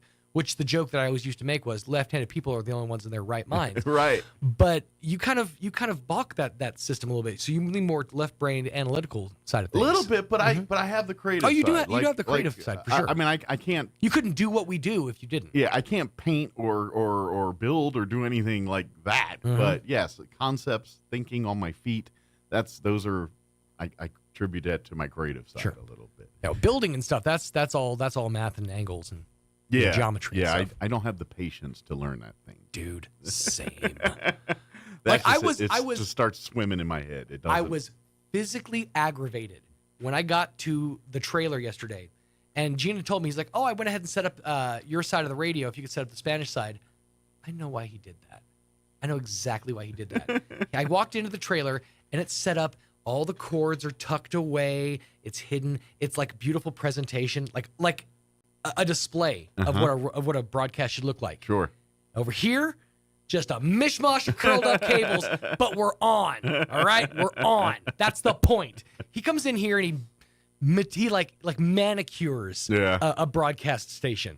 I know what you did. I know what you did, Gene. And my brain's right in the middle of that. Like part of me likes the organization. But part of me is also the function side. Right. I'm like, I ain't got time for that if it's going to slow me down. That's my to get my function done. Exactly. So, I like how it was aesthetically pleasing for sure. But that being said, if I had the time and the druthers, I'm going to do it the slow way and do it right rather than the rushed way. But when I get rushed, that's when it's out the window. I'm like, dude, we got and I think part of that is my military brain. Oh, sure. And I think part of what, like, my logical, the side of me that is, I mean, I've always had it there, but I think the military kind of brought it out to make me an adult because I that's just it. The things I cared about changed. And military really does train you to pay attention to detail. You can't succeed in the military. The people that generally don't find success in the military are those people that can't get to that managed, pay attention to details. Right. Side. The folks that can't, as soon as you understand that's what they're trying to get to you, and you start doing it, then things get easy real quick. It's just once you start doing things our way, exactly that makes that's sense. The military. Yeah. That's just how the military. And they're breaking horses. They're breaking you so they can. So you. But can that's ride. how the military works. Right. Like of course. you can't kumbaya the military. No. You just can't. There's a way it's got to be done, and that's why when you talk about these restrictions and people saying wearing tattoos and there's that. You gotta insert some of that. Otherwise, if there's no discipline, then there's no military. Anybody who's ever seen the first third of Full Metal Jacket knows it ain't for the faint of heart, right? But and that being said, joining the military today is nothing like watching Full Metal Jacket. Oh, of course, but it they're was still. I but mean, not anymore. They're still going to talk down to you. They're still going to browbeat you. They're still going to get whatever your is out of you so that they can put what they need to put into you. Yeah, but they won't do it through cussing or physically hitting you anymore. Well, and when I was in, they weren't hitting you. Right. That would have been a huge no-no, but they will. And to be honest, I think in public they weren't supposed to. You know what I mean? Like if you were in a place with a bunch of generals standing around, you're not going to do what they do. But if we're in the barracks and it's just us and the drill instructor, right? Oh, game on. One of my favorite TikTok channels. It's just called As Long As We're Tracking. Yeah. And it's this dude who's a drill sergeant. His whole bit is it's like how he interacts with and he's since like retired. He's a stand-up comic or whatever. But his whole thing is he'll have like a handful of Skittles and he'll just be walking around shaking the Skittles and he'll just talk down to his lessers. He's like, bull ass. I know I'll have to find some and show you because it's like I got to imagine this is what Army life has got to be like. Barracks life. When the film and it's all about pay grade. Like everything comes down to like you do whatever you want. Your pay grade's going to go down. Yeah. Well, and to be honest, that's an ideology of the different services. So like Army, Marines, they'll give and take rank at the drop of a hat. Air Force and Navy are they're usually harder to get rank in those, but once you get it, it's harder to take it away. To lose it. That being said, you can still lose it. Oh, sure. You were an idiot. You will lose your rank. But that every time you do something a little off, you may not lose. Like Like in the Army or in the Marines, you show up late, they'll take a strike. Mm-hmm. Air Force, they'll give you letters of counseling, letters of reprimand, and then eventually they'll take the strike. Now, all of the branches may be like that now because of the world we live in. They don't let you touch irons and stuff in basic training anymore. But when I was in, that's how it kind of went down. But from what I hear now, like they won't even let you use an iron in basic training. Really? And that was a staple tool in right, because you have to get them pressed pleats and perfect 6-inch squares. It's the only place in my life I've ironed my underwear and socks before. It was basic training. Can I tell you something? This is a confession time. I'm a 39-year-old man, and I've never used an iron. Wow! Not one time. I'm not from impressed or shocked. I've had ironed clothes before. I've had clothes ironed for me. I've never one time. I look at it. I'm like, I don't know when to do the steam thing, and I like that. That throws me. Oh, see, I spent 1/3 of my 4 years in the military on an ironing board, or shining boots. Right. You lose sleep one night. You're sitting there with your iron trying to shine your boots. If I got the big baller NCO status, then I could have afforded to send my clothing to the cleaners to get pressed. But I'm a 2-stripe airman that did, I get like $1,000 a month. Yeah. That was my money. So Right. I'm like, guess what? You're buying an iron and a can of starch, and guess what your Sundays are? Ironing clothes. I don't know how many Sundays I spent watching this whatever football game was on, sitting there in an iron and pulling out the uniform. Dude, every Sunday afternoon, it was just sweat or moist-faced Mike because of all the steam sweat. Put it this way. And the way, because those at the time they were BDUs, the uniform shirts we wear, which they're a little different than the ones they wear now. Mine are BVDs. But they call them BDUs. Mm-hmm. But there's a summer weight and a winter weight, and the winter weight ones obviously are thicker. But to iron those to get them crisp, I literally have to go through a can of starch to get it. Oh, now by the time I'm done, it looked like I had bat wings with the sharpness of the creases on the sleeves and everything. But that's the military. We all look like that. Like you could literally put that shirt on and you could just stand it. I was gonna say, and it would sit right there so much because there's so much starch in those shirts. And to be honest, in my job as an Air Force, as a maintainer, a mechanic, I worked the flight line. I literally would go to the office. As soon as I get to the office, that shirt comes off, and I hang it, and I'm in my brown or black T-shirt and camo pants. Right. That's my day. So I really only wear that shirt is to come to work. It's a commute shirt. Go to lunch. Come back to work. It's just because it's that would be such a. But as soon as I get to work, I literally took that shirt off, and because you on the flight line you can wear, you don't wear your unless it's you don't cold. want to get your nice stuff messed up. Yeah, unless it's cold out, then you wear. But I was stationed at Holloman Air Force Base, and it didn't get. It cold. was never get cold there, So cold doesn't exist in. So I didn't wear it that often, except for it. But that would create the problem with uniform unevenness, and that's why I had to actually replace uniforms like every once a year. Unlike. Did you have to pay for them out of pocket when you replaced them? Yes, but they give you a stipend. Okay. So when you first get in the military, I don't know how it is now, but when I first got in, you get to basic. They issue all your uniforms and your blues, your camos, your boots, the whole your workout gear, which is usually destroyed by the time you get to. They give you underwear. I mean, you literally. The only thing, like all your civvy clothes and all that, they go into a duffel bag and a closet somewhere, and you don't see it till you graduate basic training. The rest of the time, they provide you everything else. So they give you the cheapest, like the cheapest Fruit of the Loom Hanes jobber white tighty whitey underwear that by 6 weeks look like they went through, and not because of. Diet because of just wear and tear. Sure. Yeah, they look destroyed by the end. And same with your workout gear. They usually give you a gray, I don't know what it was. Back then it was a pair of blue, basically one step above gym teacher shorts. Right. And a gray T-shirt said Air Force on it. And that was your workout gear. And that was destroyed by usually week 6 too. But your BDUs and all that, they would stay. But once a year, so you get all that. But then every year, based on your rank, you get a check and it's usually about $100 to $200, like a per diem, saying, here's your clothing allowance. So you better come in with your uniform, especially right around that time, because you come in with a dogged-out uniform, and you ask, why isn't your uniform? Well, you got a clothing allowance, right? And they browbeat you into that. Did you get that new PlayStation? Yeah. Yeah, but, I realized about halfway through that, I was like, I made the mistake. Yeah. You got me going. I mentioned the military. That's on me, folks. That's on me. You pushed the button. I did. I activated the mic. Yeah. In all fairness, it's an easy button to find. It really is. It's like it's so big and it's like throbbing. Yeah. So, it's like that one. It aches to be pushed. What was it, the Office Max button or whatever that thing was? Do not push. Yeah, it was one of those. I think Amy McVeigh-Tejas is here. I thought I heard her come in earlier here. So she's going to join us in just a few minutes with the Historical Society.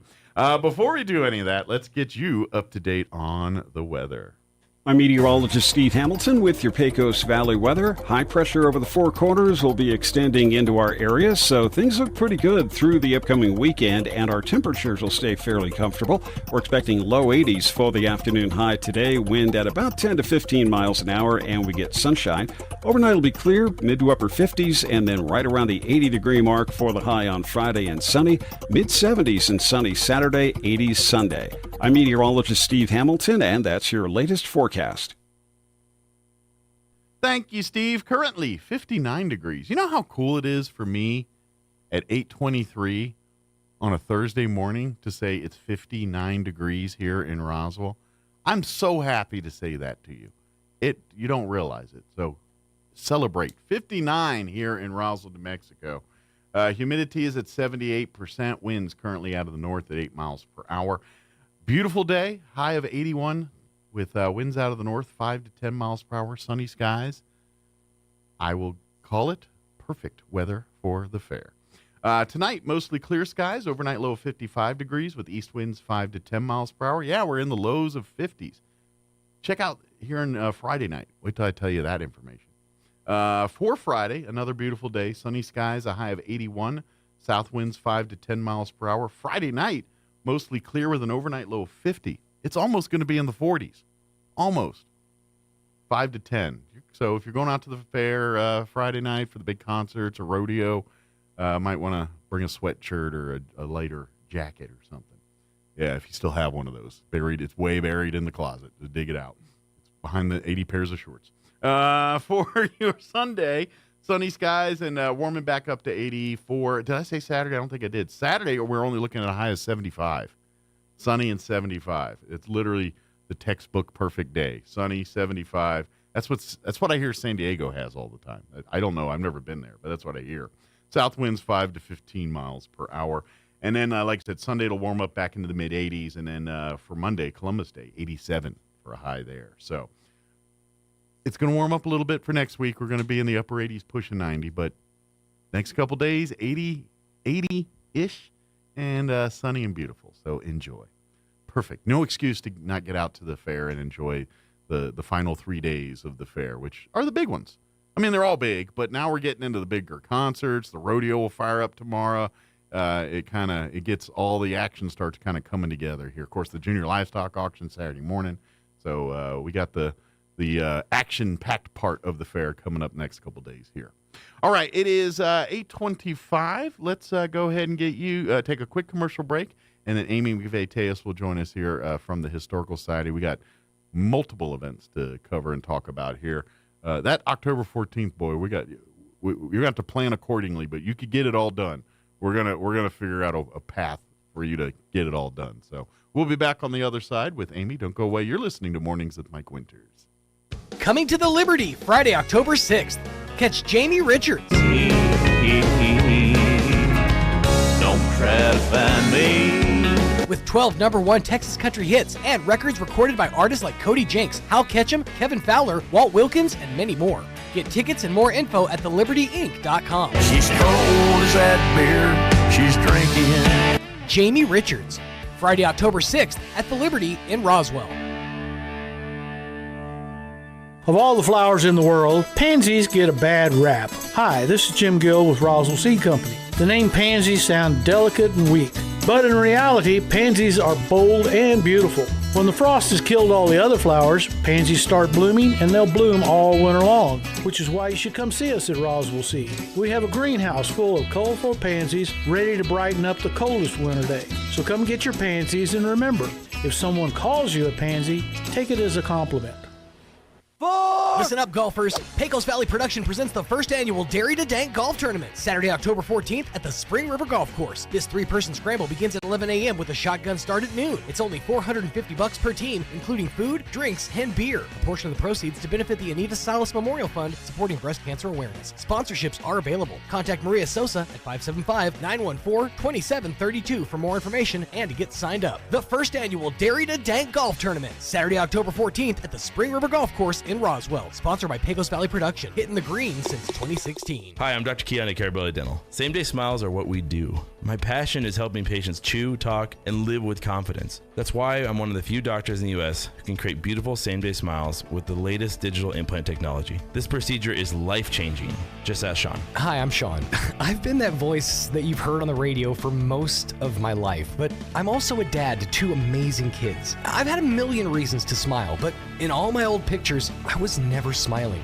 Truth is that life of improper care and being dealt a bad hand genetically left me practically with no teeth. It affected everything from the way I ate, the way I talked, and of course how I interacted with people. And that's where Dr. Keon and Carabelli stepped in. They eased my fears. They explained every step of the process in a way that I could understand, and they made me feel almost like I was part of the team. And now, I can't stop smiling. I have so much more confidence, and I love looking in the mirror now. I can't explain how much of a difference Dr. Keon's dental implant process made for me. Our team can help you find your smile too.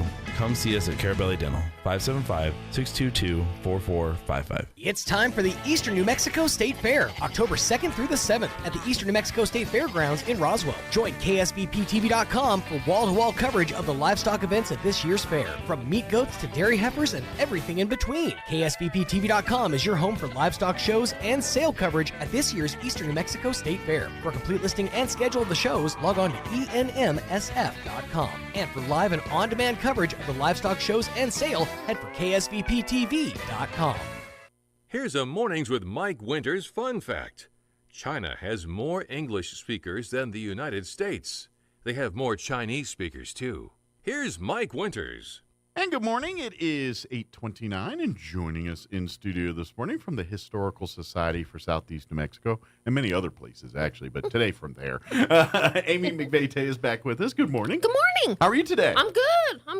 Just going and, Fair week. Everyone's kind of... Yes. It's one of those busiest yet freest weeks of the year. Yeah. Like you're busy because there's so much going on, but at the same time, because people are kind of spending more time doing fair stuff. Yep. They're kind of in a bit of a work vacation mindset a little bit because we're all about fair. So it's kind of like very busy, crazy with lots of stuff going on, but at the same time, it's got a leisurely, it's fair week feel to it. It is. And my husband and I, it's our favorite time of the year. I think everybody feels that sentiment, especially with extreme weather. Sure. But on behalf of the Historical Society, we want to start out saying, we want to remind individuals that we're special. Our fair's special. We're historical. Yep. It's 101 years, ladies and gentlemen. It wasn't a 101 for something else like the beginning. Yeah. That's not 101 years. So on behalf of the Historical Society, we want to challenge everybody to get out and support that historical event. We're known. We're legendary. My son, shout out to Bryce and everybody. Hey, if you're getting hungry, go out to Island Noodles tonight. That's where I'm going. It's a fun food thing.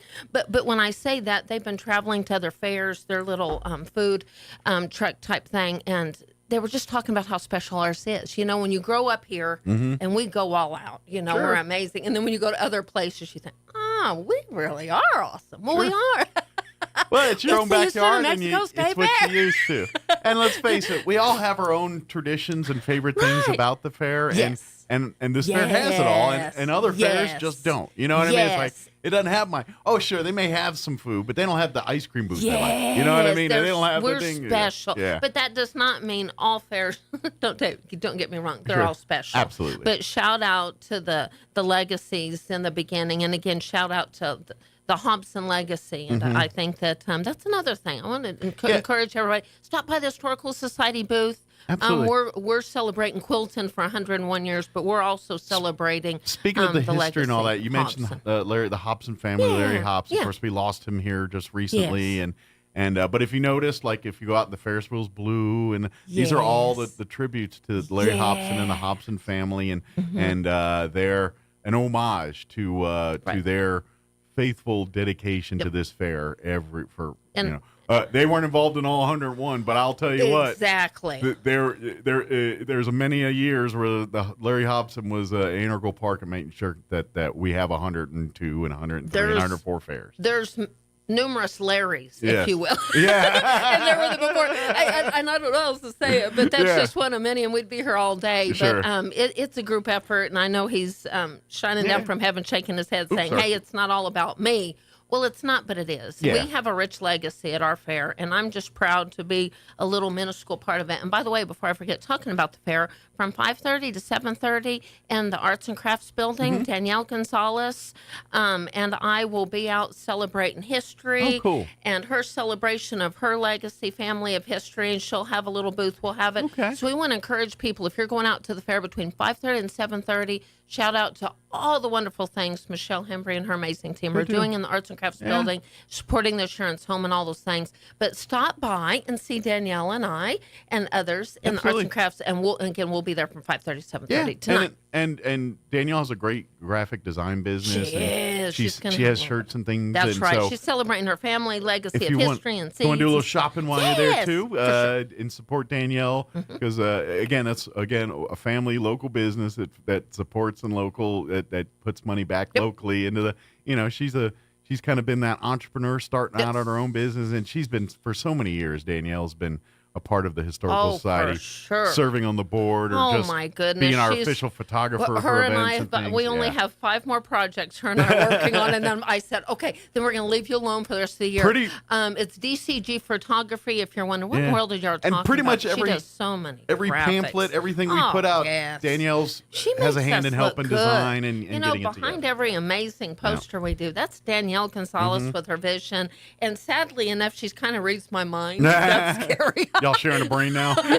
Pretty much. She's already knowing, yes, Amy, okay, this and that. But we just want to shout out. And by the way, if you stop by and see us between 5:30 and 7:30 this evening, we're going to give you a herd print for stopping by to see us. Nice. So stop by. That's between $15 and $25. We'll give you a herd print. And that's celebrating history, too. I think we're one of the few in town that have those. Oh, yeah. I think we're the only we ones. have some special ones. Yeah. There are some that are more available, if you will, than others. So if you're the first couple to stop by, we're going to get you a larger blessing.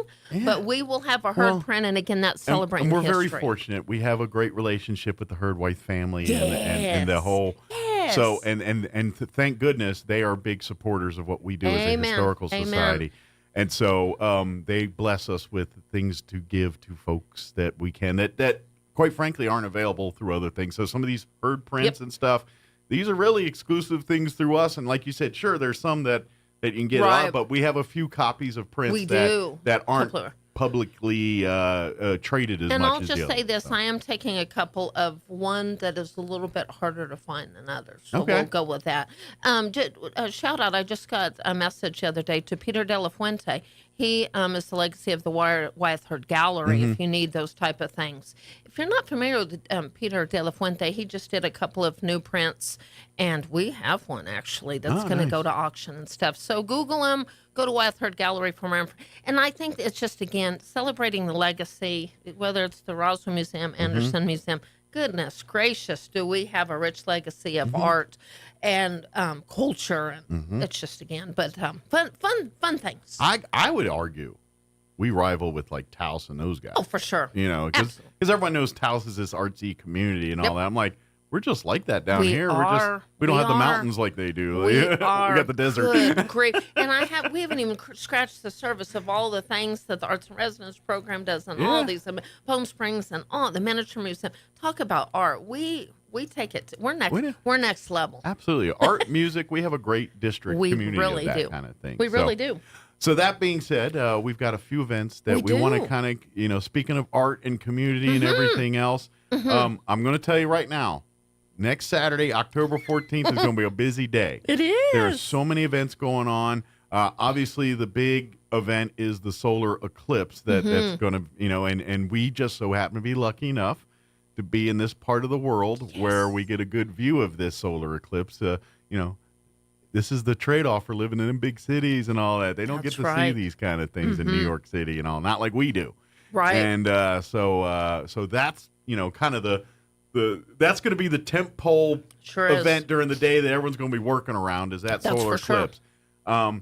And just so you know, from what I'm understanding, I'm going to say around 9:30, 9:20, somewhere in that part's when the eclipse is supposed to start, and around 10:40-ish is around the peak eclipse time. That's exactly I think it's 10:41 or something, whatever. I think between 9 and 11. And then by about 11:30, 11:40, it should be about done. That's right. So if you're wanting to see the eclipse on that day, between 9 and really 11:30 is about your sweet spot. I think that's exactly right. And I want to, we were talking, we had a museum day follow-up, and again, Museum Day proved our community shows up. So we want to encourage people to show up again. We've gotten a couple of weeks off to be lazy. Absolutely. now on the 14th. Rest on our laurels of the one concert. And I think just through Museum Day, we were talking about, we want to encourage people to go everywhere and do everything. Sure. It's not just about one event. It's about doing it all. But if you start at Pioneer, I think their event is earlier. I know there's some other ones. So I know early morning, 9 to it's Pioneer one. I know amazing things will be happening with the Science and Art Festival at the Roswell Museum. That's all day, 10 to 4. And then ours, which literally is not eclipse related, but by the way, first come, first serve, we do have glasses that we're offering too. Sure. They will be free. That's right. So we have So free you don't need to glasses. hold the new book you bought up to squint in between and look. That's right. So our Books and Blooms event, we've kind of started an annual book fair type event. Will be on Saturday, October 14th between 10 and 2.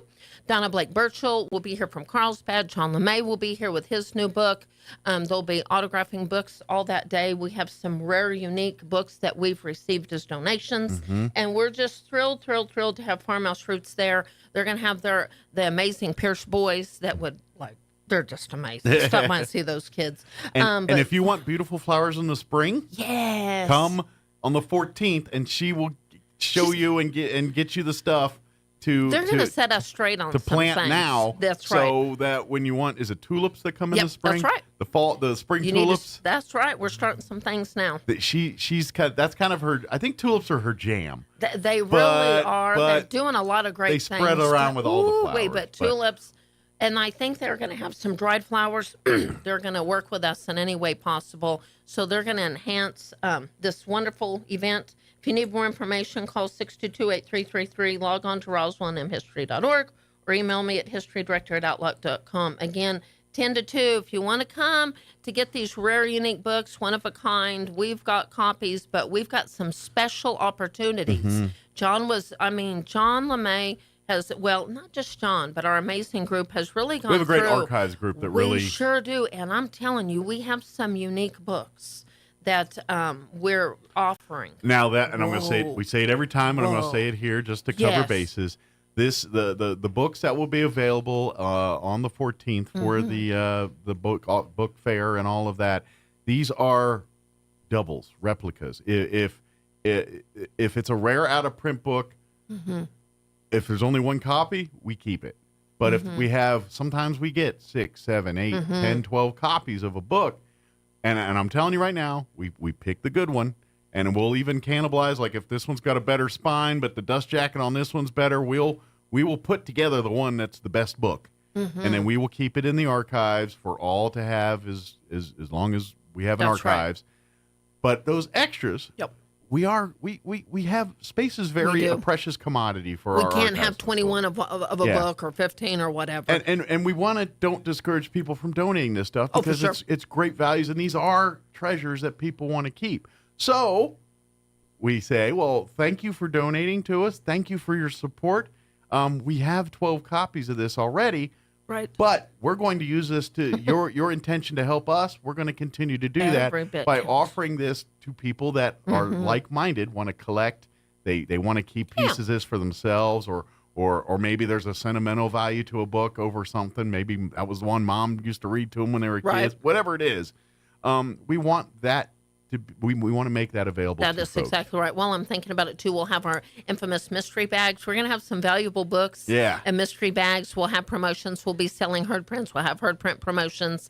Again, Donna Blake Burchell's, some of her newest books, the Clay Allison book, some of John's newer ones, including the Witch book. And if you say, oh, well, I have all the copies of Donna Blake Burchell's books and John LeMay's, but we haven't talked a lot about quite a few of Donna Blake Burchell's books. Like she did the Mission Church book. Mm-hmm. She's done a book on wine and hidden treasure kind of things, She's got a lot hidden of hobby gems. Hobby She history does. books. I think she is really an advocate for reading a book and then really just helping do tourism for us kind of thing. Well, if you read some of her books, you're going to want to tour this. Well, and that's what I love about Donna. She puts history and makes it into things that people like. Because like you and I always talk about everybody and everything's history and its history. But when you say the word history, most people think, all right, turn your textbook to page 207. Right. And we're going to talk about the Peloponnesian War. And you're just like, yeah, no one wants to hear that. But then Donna comes up, look, these are some of the ghosts, some of the people that call history him. to life Or kind of these are thing. some, these are some places you can explore here in our community. An experience. And here's their history behind it. This is what was going on during that time. You're right. And that's what, and so you put it into something tangible, something like, hey, 100 years ago, there was gambling and bar fight and everything else right here. And she's the one preserving those stories, preserving those accounts. Right. And so when people say, what was Southeast New Mexico like in 1880s? Guys like Donna and John are the ones, and many others. Your Elvis Flemings and the tradition goes on and on. Many. Yes, Linda Sanchez. But they're the Elvis Fleming. They're the recorders of this They history. are. They're but the that ones. experiential learning, you're right. If you read a Donna Blake Burchell book, even with your whole family, it'd make you want to do some road trips and really experience history and don't just sit around. Again, it's kind of like smelling the roses kind of thing. Yeah, exactly. It's everywhere. It's all around us. She kind of points out the beauty in her own backyard. Both of them do. She John does the same thing. They both do. And many other mutually so. authors and people in do the their same own thing. unique ways. Yeah.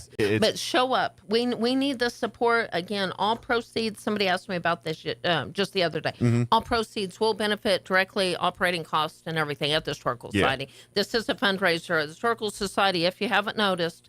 And yes, I'm sure some of you are listening are rolling your eyes thinking, do y'all ever stop? Well, no, we can't. We can't stop. That house we can't will fall afford apart to. if we don't have that luxury. Believe me, I'm a little worn out of fundraising. Yeah. But we're giving opportunities. We are fundraising. All of our events, we've had to set back a little bit on more educational events, if you will, to focus on fundraising because you and I both know, Mike, you said on the board, the need is there. Absolutely. We're doing what we can do, but we're having some fun doing it. Now that being said, we're doing fine. We have an amazing. Amy is an amazing director that keeps this thing always active and going, and we have an amazing group of board. We do. So we're always working. We're hustling. We are working. We're hustling. Thanks to Amy and our board members, we're always hustling.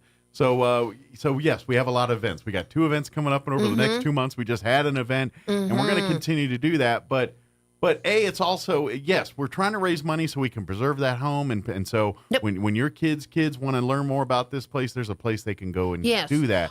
But at the same time, this is also just we want to be part of the fabric of the community. We want to be that place you think of, oh, it's the fall time for Heritage Dinner. Oh, Christmas, let's go check out the lights. Or right. It's, you know what I mean? It's during the summer, 4th of July, let's go and spend an hour with the flowers and the fun at the JP White House. That's true. That's what we want to be, that as also the place when historian A comes in and wants to do research on Chavez County in 1872, we got the stuff for them. Well, that's right, and we are working on a lot of different projects. You're exactly right, Mike. I don't want to forget to mention, we're still doing tours. As a matter of fact, we've got a group of 30 coming in, so I've got to hurry back to the museum. Going to do a private group, a bunch of homeschooling groups. So we want to recommend civic organizations, any educational opportunities, clubs, civic. I just spoke at that. Shout out to the 1941 Book Club. Ooh. Man, in November of 1941. That's called a legacy. Is that when they started the book club? Yeah. Wow. They're older than the aliens. Shout out, you guys. Now, and they have some young dynamic influence coming through to continue So that the next legacy. generation. So again, we're that influence of just passing on the baton.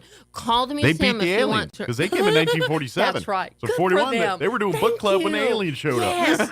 So again, those are called legacies, and we want to celebrate them. Call the museum to have a private tour for a book club or homeschoolers. 622-8333. Awesome. While I'm thinking about it, Christmas, we will be decorated after Thanksgiving.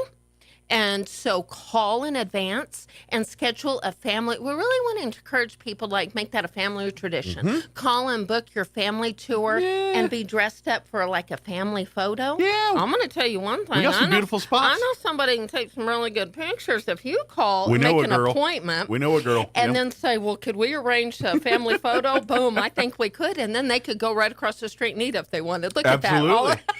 And the beauty is that property, and thank you to volunteers Yes. and our garden clubs and everything, it's a Yes. beautiful place for photos Yes. and family things. And- that regal, majestic porch that it kind of is the front entranceway to the JP White House. I mean, if that doesn't scream inviting pictures, I don't know what That's right. does. So the Morning Garden Club is going to beautify our outside. We're going to have some great lights. We want to encourage people to be a beacon of light.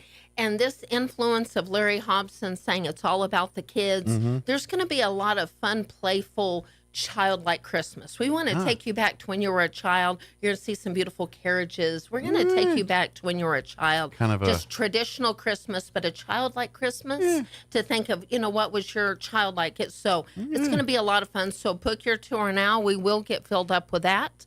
And we're really, really excited about that. And maybe if we're lucky, we can put in a weather forecast for a little snow. Not over snow, but enough to create that would be the mood. nice. Where Have a little it's bit of snowing, snow on not the where lights. it's impacting driving or anything, Yes. but to make that Mike, you're snowy right, feel. because just right before dusk, if you booked your tour right when the sun was coming down, you have the lights on, you have this. It's going to have a very Norman Rockwell feel to it. Yes. I don't want to, we cannot forget the Mary Lou Glass Heritage Dinner. This is the 41st annual Heritage Dinner. We got deadlines coming up. We have very, deadlines very coming up. Yeah. Mary Lou Glass was a silent servant. I don't believe she would want us to be doing this, but by golly, we're doing this in the best way we can to just celebrate her legacy. I'm encouraging people, buy your children's books now. We're collecting them to bless others. If you say, I'm not available on November 9th for the Heritage Dinner, because there's a lot of things going on. We get it. You could make a donation in honor of Mary Lou Glass for us to help. Mike, we're getting to the grounds where we're getting the sprinklers fixed and everything. We do need to focus on some lighting and security issues to preserve and take care of it. So some of our money's kind of gearing in that direction right now. So what's happening is we've got our sprinklers fixed. Yay! We've got the grass growing. Yay! Huge shout out to All Star Landscaping. We appreciate your help, but we're protecting. We need some lights. We need some security. We've had some assessments, and we need to get that going. So if you want to honor the legacy of Mary Lou Glass, which she cared about this house and preserving, keeping it safe, you can make a donation. You can donate books, or last but not least, you can pay it forward. Absolutely. Or you can bless yourself and someone else. For $200, you can buy a box or a table for some people you want to pay it forward. Yes. Now, a box feeds 2 people, and it's and that's $100. That's right. And you get 2 delicious meals from Peppers there with all the accoutrements. We've got a garden salad, salmon dip. We've got prime rib. We've got lemon pepper chicken with rice, pilaf, vegetable medleys, and last but not least, chocolate mousse. Now I'm dessert. telling Boom. you, now if you got a fish person and a steak person, fine. Me and my wife, and I'm thinking most couples do this. We split everything, so For we eat sure. half the fish, half Gotta the go. prime rib. Usually Yes. the sides are the same or close. That's right. So you can kind of. Yeah. But so and the dessert too. And trust me, it don't matter if you don't like because I'm not a fruit guy, and now this time we're going chocolate, so I'm good. I'm golden. But usually I'm not a fruit guy, and if it's something with fruit all over it, I'm like, yeah, no, thank you. Yes. But I was like, no, I'm diving in, and I'm rewarded for that dive because I was one of my, to be honest, one time and then it was all good, but legit was my favorite thing, and I was not expecting it to be my favorite thing, and that's what. And I think I was one of the ones where we had the 8-pound shrimp too. Oh, good grief! And just to, on a side note, this is some of Mary Lou Glass's favorite things. So there will be the influence of Mary Lou Glass from the floral. If you've seen our if posters, she was they're going beautiful. to imbibe or do something splurgely, this would have been it. This would have been it. We're going to have a toast. So sparkling cider and some toasting glasses will be in your bags. Our commemorative gift is amazing. So if you do the bundle for $500, and in the past you've got a centerpiece, this year it's a commemorative gift, and we're just letting it be a surprise. Okay. And I'm telling you, it's going to be a one-of-a-kind. Huge shout-out to CRM for helping make this possible. Oh, good. It's special. And I don't think most people know. It's going to be wrapped, and you're going to have to open it and find out. So it'll be like a legit gift. It's a legit gift that you can't get otherwise. The only way you're going to get this gift is you have to buy a bundle. I want to know if there's anybody disciplined enough to, because this will be November, to save it and put it under the tree and then open it on Christmas Day. That's see legit. what happens. That is so cool. But yes, and now that's if you buy the bundle, which is kind of our version of a table, and that serves 10. You get 5 boxes, so 2 meals in each box. We also will deliver those as part of the cost. Sure, we will deliver. So and here's the cool part: like, say you want to bless that and pay it forward. Yep. We can't break up the boxes, so we can deliver up to 5 of those boxes to 5 different locations. We can't break up the boxes, so someone's getting 2 meals. Right. But because of sanitary and once peppers, we don't. Right. We're not food handlers. We deliver. We're feeding but we don't. No matter. Once it goes in the bag, we don't touch it. It's a done deal. And they're so intentional to keep that. Yeah. But there's a challenge on the floor, Mike. All right. Our community always shows up. I will say, in the past, you know who you are. We've had some amazing organizations and businesses that have purchased bundles for us to be. It would allow us the opportunity to bless some of our volunteers. That hasn't happened yet. Okay. So I'm challenging. You know who you are, and if you don't care much to do this, we get it. If you don't want to eat but we would be honored to bless. We have some amazing volunteers that have, and Mike, we have some amazing volunteers that are not able to volunteer anymore because of health. And I'm telling you, nothing would make me happier to give them a call and somebody like Mike Winters to deliver a box or their service that they can. And to be honest, even when they're still maybe not able to serve, they still try, and they do it in other ways. We deliver things, and they'll folks. We've got some families that are really good to us too. I would love to bless it. It is not about us; it's about blessing. And that's what I love with volunteers and things, and because you really see people's heart. And what I mean by this is, we all want to live and be financially successful and try to, live our families. And obviously, how people handle money and deal with money is a different thing. But, our volunteers aren't the people making $100,000, $200,000, $300,000 a year at their jobs. These are people that are on a budget, living lives just like you and I. Yes. It's like, whoa, can't do McDonald's tonight, too expensive. We're gonna have to cook a hamburger at home.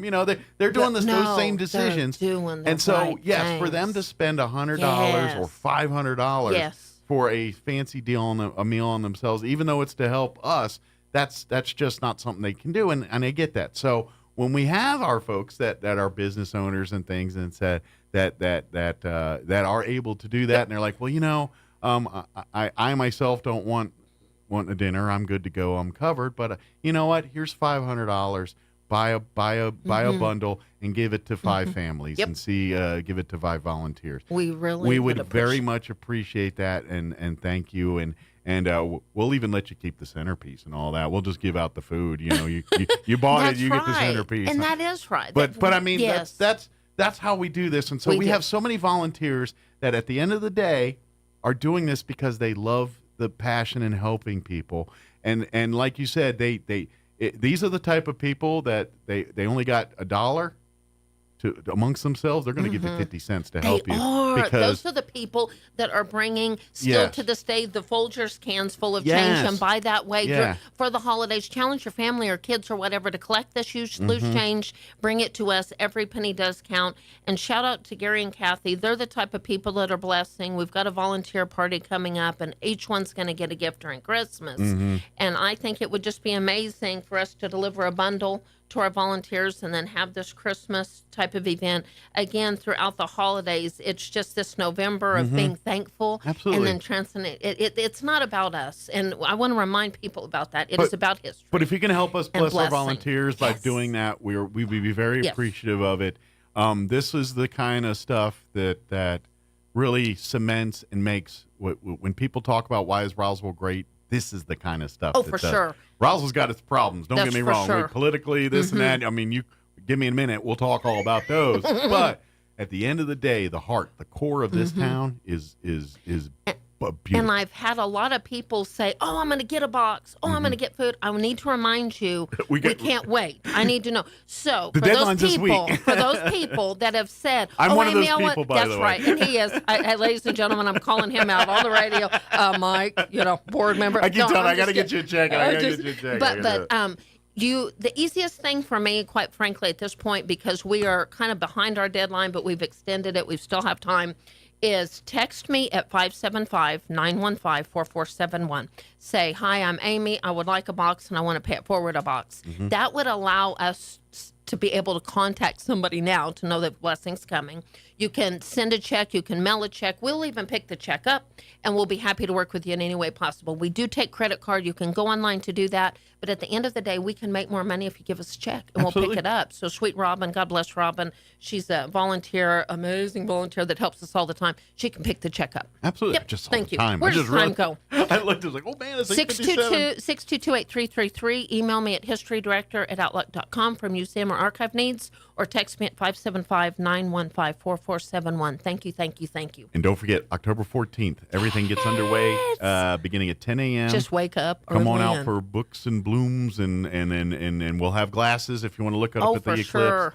And come and see Make some a day rare. of it. Yeah, it's have going to some be fun. a great day in Roswell. It's always a great day in Roswell, New Mexico, but that's a special day. Absolutely, and make sure you make time to have a little conversation with Donna and John. You'll be rewarded for your efforts for sure. So good deal. Well, thank you, Amy. I appreciate it. We'll see you next time. Happy day. All right, it is 8:58. Let's do Lou Dobbs and a quick break before news. Don't go away. This is the 77 WABC Lou Dobbs Business Report. I'm Lou Dobbs. Crude oil down. United Auto Workers Union strike costs rising. Wall Street recovered some of this week's losses. All three major indexes higher yesterday. Stocks still down for the week. The costs of the auto workers strike adding up for the big three. General Motors estimates the UAW strike costing the company $200 million for the quarter. GM secured a new $6 billion line of credit. GM stock down 7% over the past month. Crude oil futures still sliding. West Texas Intermediate shed 5% yesterday. The benchmark down roughly 10% over the past week of trading. U.S. data shows demand weakening, gas consumption at its lowest level in more than 20 years. Wall Street expecting 170,000 jobs added last month. If that forecast holds, that would be 4 consecutive months below 200,000. That's still well above the Fed's target of about 100,000 a month. September jobs report comes tomorrow. The McRib returns. McDonald's announcing the return of the cult classic sandwich a year after its farewell tour. The McRib comes back next month in select markets, part of McDonald's scarcity marketing campaign. McDonald's stock down nearly 10% over the past 6 months. Please join me twice each weekday for the Lou Dobbs Business Report, right here on 77 WABC. Keep listening for more to 77 WABC for the Lou Dobbs Business Report. Bill Cunningham is now in Roswell on 106.5 FM KEND Roswell. And we're closing in on 9 o'clock. Town Hall News up next. We'll be back on the other side of news. Crystal Noble with the Humane Society will join us. Come on back. We'll be back on the other side. News this hour from townhall.com. I'm Rich Thomason. Former House Speaker Kevin McCarthy probably regrets some of the expenditures made by a political action committee he has ties to. The super PAC spent millions in support of Republican candidates in the last election cycle, some of whom voted to take the Speaker's gavel away from McCarthy. Congressman Mike Gallagher says wouldn't take much, some basic rules changes, and Congress could meet its budget deadlines without the constant threat of a government shutdown. Simple things like aligning the fiscal year with the regular year, which is the lowest of low-hanging fruit, would go a long way towards avoiding this complete chaos. I actually think there's a lot you can do in bipartisan fashion to clean up the nuts and bolts of how we budget, or don't budget, as the case may be. The Wisconsin lawmaker tells the Salem radio network the GOP infighting could cost the Republicans control of the House in 2024. Fall may be in the air where you are, but that's not the case everywhere, as Larry Marino at AM 870 The Answer in Los Angeles explains. Southern California is in for a heat wave. We're looking at an offshore flow event where that offshore flow provides those Santa Ana winds and also provides that heat to us. That's meteorologist Todd Hall, whose office is in Oxnard, where they felt the warm-up yesterday. Well, yesterday we were 94 degrees here in our office in Oxnard, but in Burbank it was 90 degrees. He says some valley spots may be cooler than on the coast. It's really interesting with these Santa Ana wind events because sometimes you get that compressional heat that takes place. Expect 94 to 100 for the San Fernando Valley. Larry Marino, Los Angeles. On a Russian rocket strike on a village in eastern Ukraine, at least 49 civilians killed, according to Ukrainian officials. On Wall Street, the Dow is down 137 points, the Nasdaq off 143. More on these stories at townhall.com. Everybody wants cheap airfare, but where do you find it? You call low-cost airlines. Their prices are direct from the airlines, and they're so low you can't find these fares published anywhere. They specialize in cheap flights, discount hotel rooms, cheap car rental rates, and great package deals anywhere around the world. Wherever you want to go, they can help you get there cheaply and with a best price guarantee. If you want the lowest prices on your airline tickets or other travel services, call now. That's right, call. That's the only way to get these rates. Experts are standing by 24/7 to give you the cheapest airfare and hotel rates available. So don't wait. Call right now for the lowest travel prices anywhere and for great last-minute travel deals too. Call 866-755-5300. That's 866-755-5300. Again, that's 866-755-5300. Call us right now. How to get from here to there securely. That's a challenge facing Australia's Prime Minister. Anthony Albanese is reportedly looking at alternative ways to travel to China later this year. The Australian newspaper claims that high-level sources fear the Prime Minister's military plane, which has advanced communications and navigation systems, could be hacked by Chinese spies. Mr. Albanese's official visit is meant to be another step in repairing ties with Beijing that have been fractured by political and trade disputes. China is by far Australia's most important trading partner. The BBC's Phil Mercer. A special unit of German police and customs officials has raided several properties of a Russian national in the southern state of Bavaria. The unidentified Russian is subject to sanctions and asset freezes by the European Union. News and analysis, townhall.com. You can say so long to the coronavirus vaccination card. Vaccines are no longer being distributed by the government, so the Centers for Disease Control and Prevention stopped printing the cards. The CDC shipped out more than 980 million cards between late in 2020, when the first vaccines came out, through May of this year. Getting rid of the cards won't mean there will be any big changes. The shots are now available through local pharmacies, doctors' offices, and health departments. If you still have your card, it's still valid as proof of vaccination. Otherwise, people who need their immunization records can ask for them just like any other vaccine. I'm Ed Donahue. The check is in the mail, or soon will be. Nearly every Alaskan is in line to receive just over $1,300 this week. It is the annual dividend from the earnings of the state's Nest Egg Oil Wealth Fund. The annual payment has sparked debate among state lawmakers and some residents. More on these stories, townhall.com.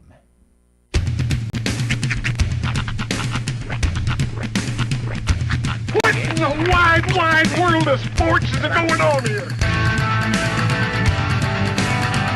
I promise you, whatever scum did this, not one man on this force will rest for 1 minute until he's behind bars. Now let's grab a bite to eat. Yeah, come on. I feel the hot wind on my shoulder and the touch of a world that is older. I hit the switch and check the number. I leave it on and then I slumber. I hear the rhythm ringing through it. Flamenco guitar and cumbia music. I hear the talking of the the DJ. Let's have a listen. What does he say? I'm on a Mexican radio. I'm on a Mexican radio. Broadcasting live from high atop the J.P. White Building in downtown Roswell, New Mexico. It's Mornings with Mike Winters on 106.5 Roswell's Talk FM. Is that what I sound like when I talk? Now, here's your host, Mike Winters.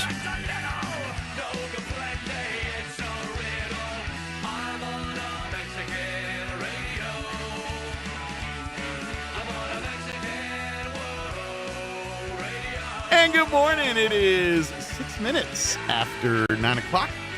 Welcome to hour number 3. Thank you for stalling, Tracy Biernos. Of Mornings with Mike Winters, right here on 106.5 Roswell Talk FM. Happy Thursday, everybody. Howdy. Hope your Thursday is going super well.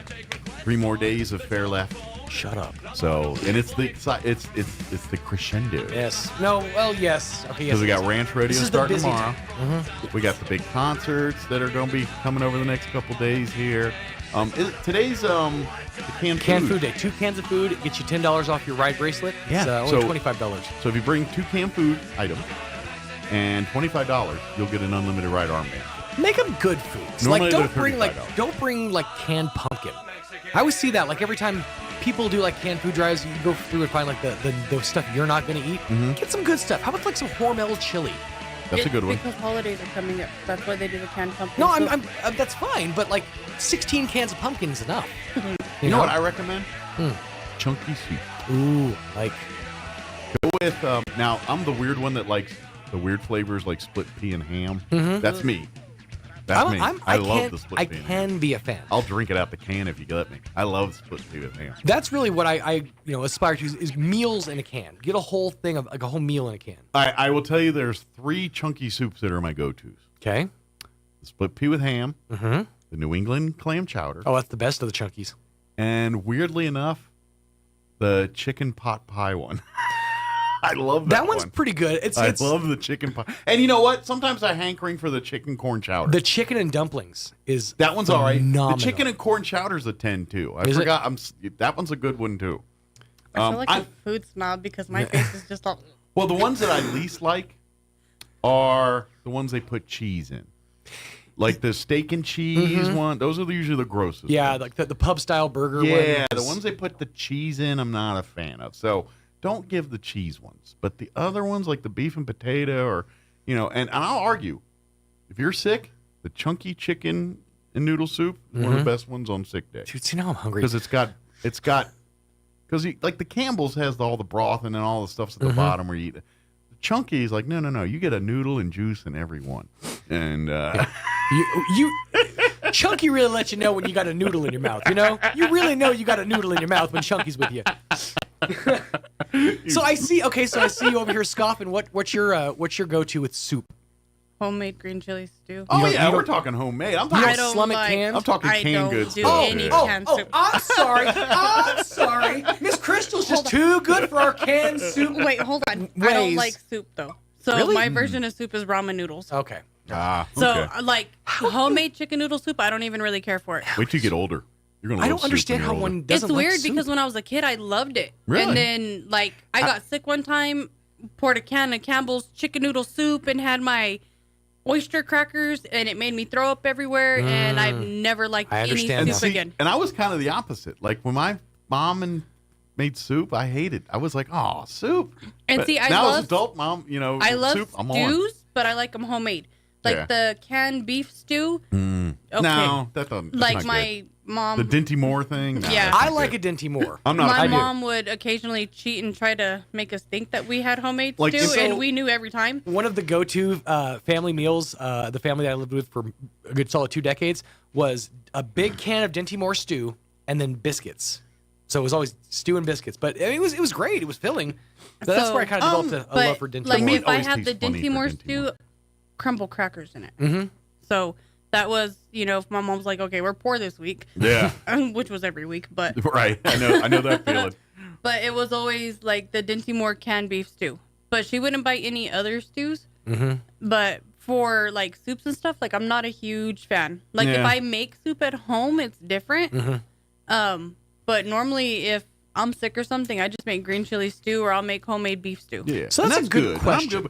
But in the can, those chunkies. The chunky is technically classified as a soup. Mm-hmm. So what takes the classification from a soup to a stew? I thought it was more ingredients and it'd be more of like Generally, yeah. So if you have a chunky soup, wouldn't that just be a stew? Yeah, and I think that's where the debate goes. Mm-hmm. The Generally majority speaking, of times stews have a roux and have a thicker That could be it. consistency. Mm-hmm. and you could probably get away with eating most of a stew with a fork. I'm laughing at the fact that you said stews have a roux. Like if you laugh. I think for it to really qualify to be stew, you could almost fork it. So Mm-hmm. the Hey, you majority, do what you want with your stew. Man. I'm gonna eat it. All right. the majority of soups don't have a lot of potatoes. The Okay. majority of them have meat, noodles. Are we talking broth. stews or soups? Soups. I was gonna say because stews are very potato heavy. Yeah. So the majority of your soups are just noodles, Well, meat, and but then vegetables with a lot of broth. Then you've got potato soup. Right. But so that's Well, you want to throw wrinkles? you know I do. What qualifies as a chowder versus a soup versus a stew? I feel like we need to reach out to chowder the. is a full-on gravy. That But could like be. clam chowder is considered a soup. feel like we need Corn to reach out to the chowder is National Soup considered a Council. soup. He's going to Google. I am. Well, I don't call it clam soup because it sounds gross. But you say clam chowder, and we're down with the cause. I just know the difference between a soup and a stew. Yeah, where's the chowder come in? Okay. Or- So, that's didn't give me the direct answer. According to countryliving.com, sure I'm going to have to give The do a bunch official of, source. a bunch of nonsense on this article. Let's see. Different soups and stews can start with the same ingredients, combination of vegetables, meat, fish, cooked liquids such as stock, water, milk. The main difference is the amount of liquid that's used in each. In a soup, the ingredients will generally be completely submerged in liquid, while in stews, they're just barely covered. Which goes back to my fork reference. Yeah. Now, where's the chowder thing? How does that fit in the equation? This article doesn't answer that question. Well, that's where inquiring minds want to know. Where's the chowder go? What classifies that? And How does the chowder become a chowder? well, yeah. Soups have a thinner consistency, stews have a thicker gravy-like consistency, and chowders have a creamy, often chunky texture. Okay, so it's more of like a heavy cream. A creamier So base. then your chunky soup could technically be a chowder. Well, then using that logic, Manhattan clam chowder is bunk. Oh, we could because it's not cream based. No, it's not. It's tomato based. Mhm. So Manhattan clam chowder. It's Manhattan clam soup. It is, and Tomato should be soup. removed from all the lexicon of life henceforth. I think the whole takeaway from all this, though, is fork stew. Right. That's really what we're trying to say here. Oh, and also two canned goods get you $10 off your ride bracelet tonight at the Eastern Mexico State Fair. That's right. There you go. Don't put pumpkin in there. No pumpkin, canned soups. It's getting cold. Keep Right. people's How do you feel keep about meat on canned- their bones. How do you feel about canned hominy? Dude, I love hominy canned hominy. too. I'm a Homony's fan great. of hominy. I love hominy. My wife makes a hominy casserole.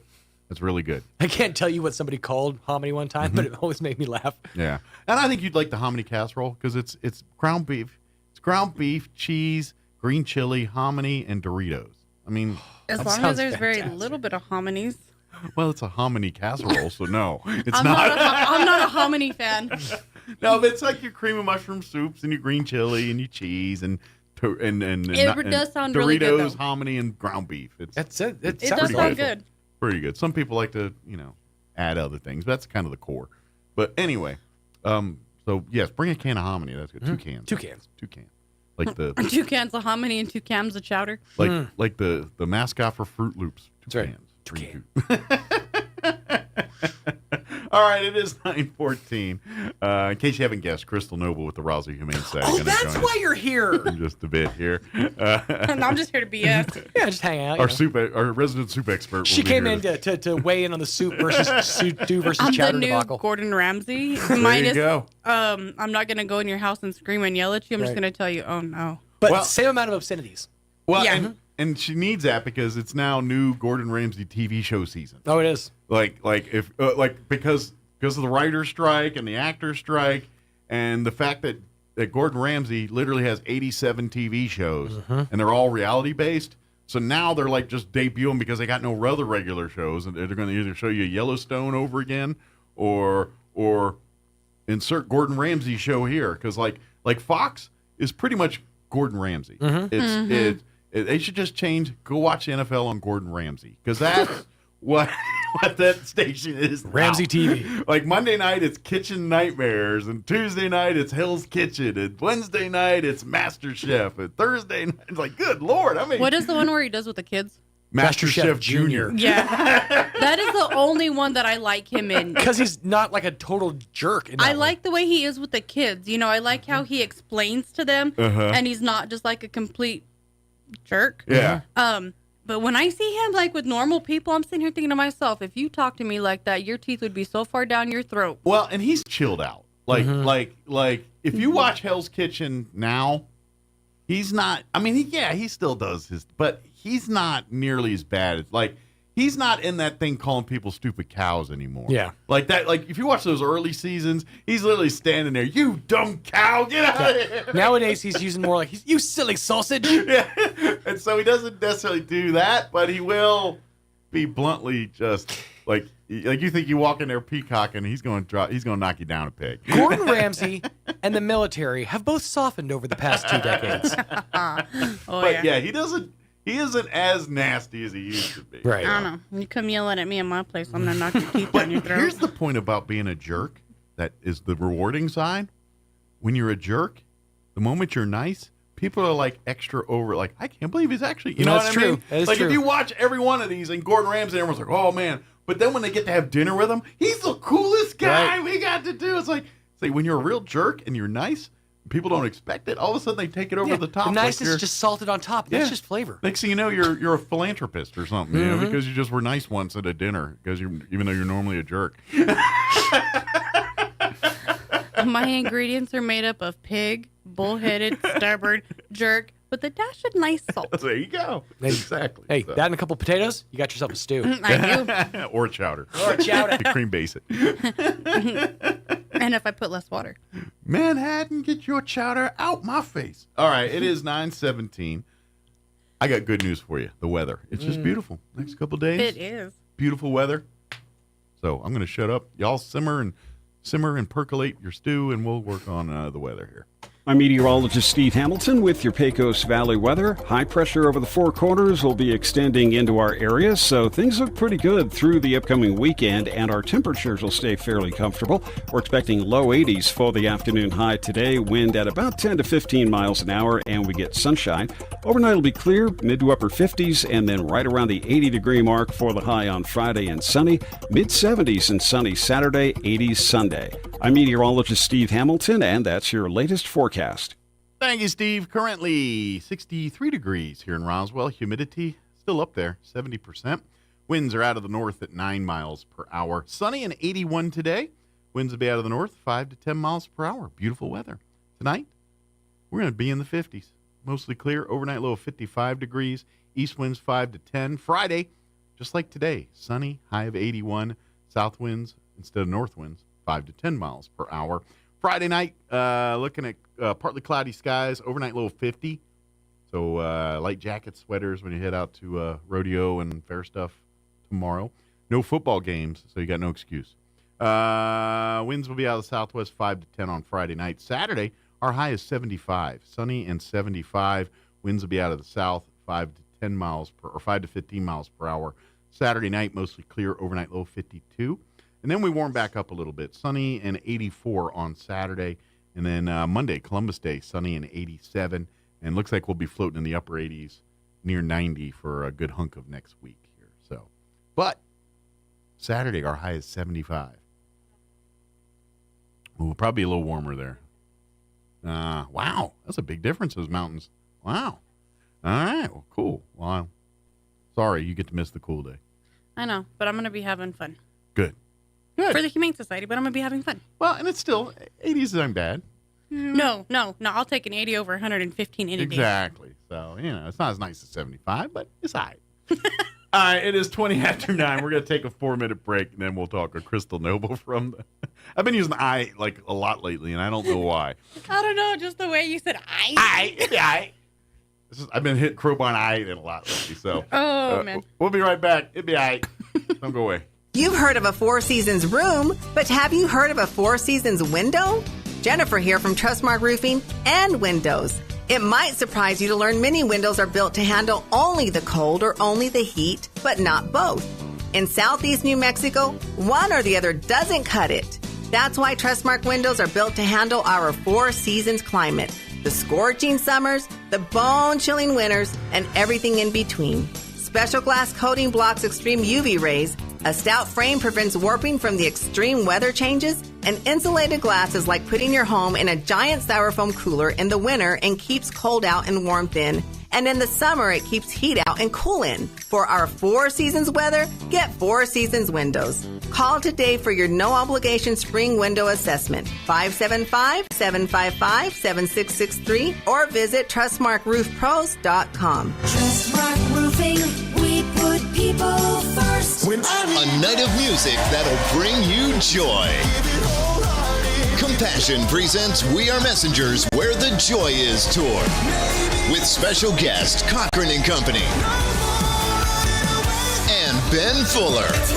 Sunday, October 15th in Carlsbad at Walter Gerald's Performing Arts Center. We Are Messengers, Where the Joy Is tour with Cochran and Company and Ben Fuller. Tickets are available now at wearemessengersmusic.com. Hey, Roswell, Rides Amusements is back at the Eastern New Mexico State Fair. Now through October 7th, ride the Orbiter, the Himalaya, the Vertigo 90-foot tower, and new this year, Zero Gravity. For the kids, Jumbo the Flying Elephants, the Carousel, the Wet Boats in Real Water, and more. Enjoy the cotton candy, funnel cakes, lemonade, and handmade pizza. Get a wristband and ride all you want all day for just $35. Now through October 7th at the Eastern New Mexico State Fair.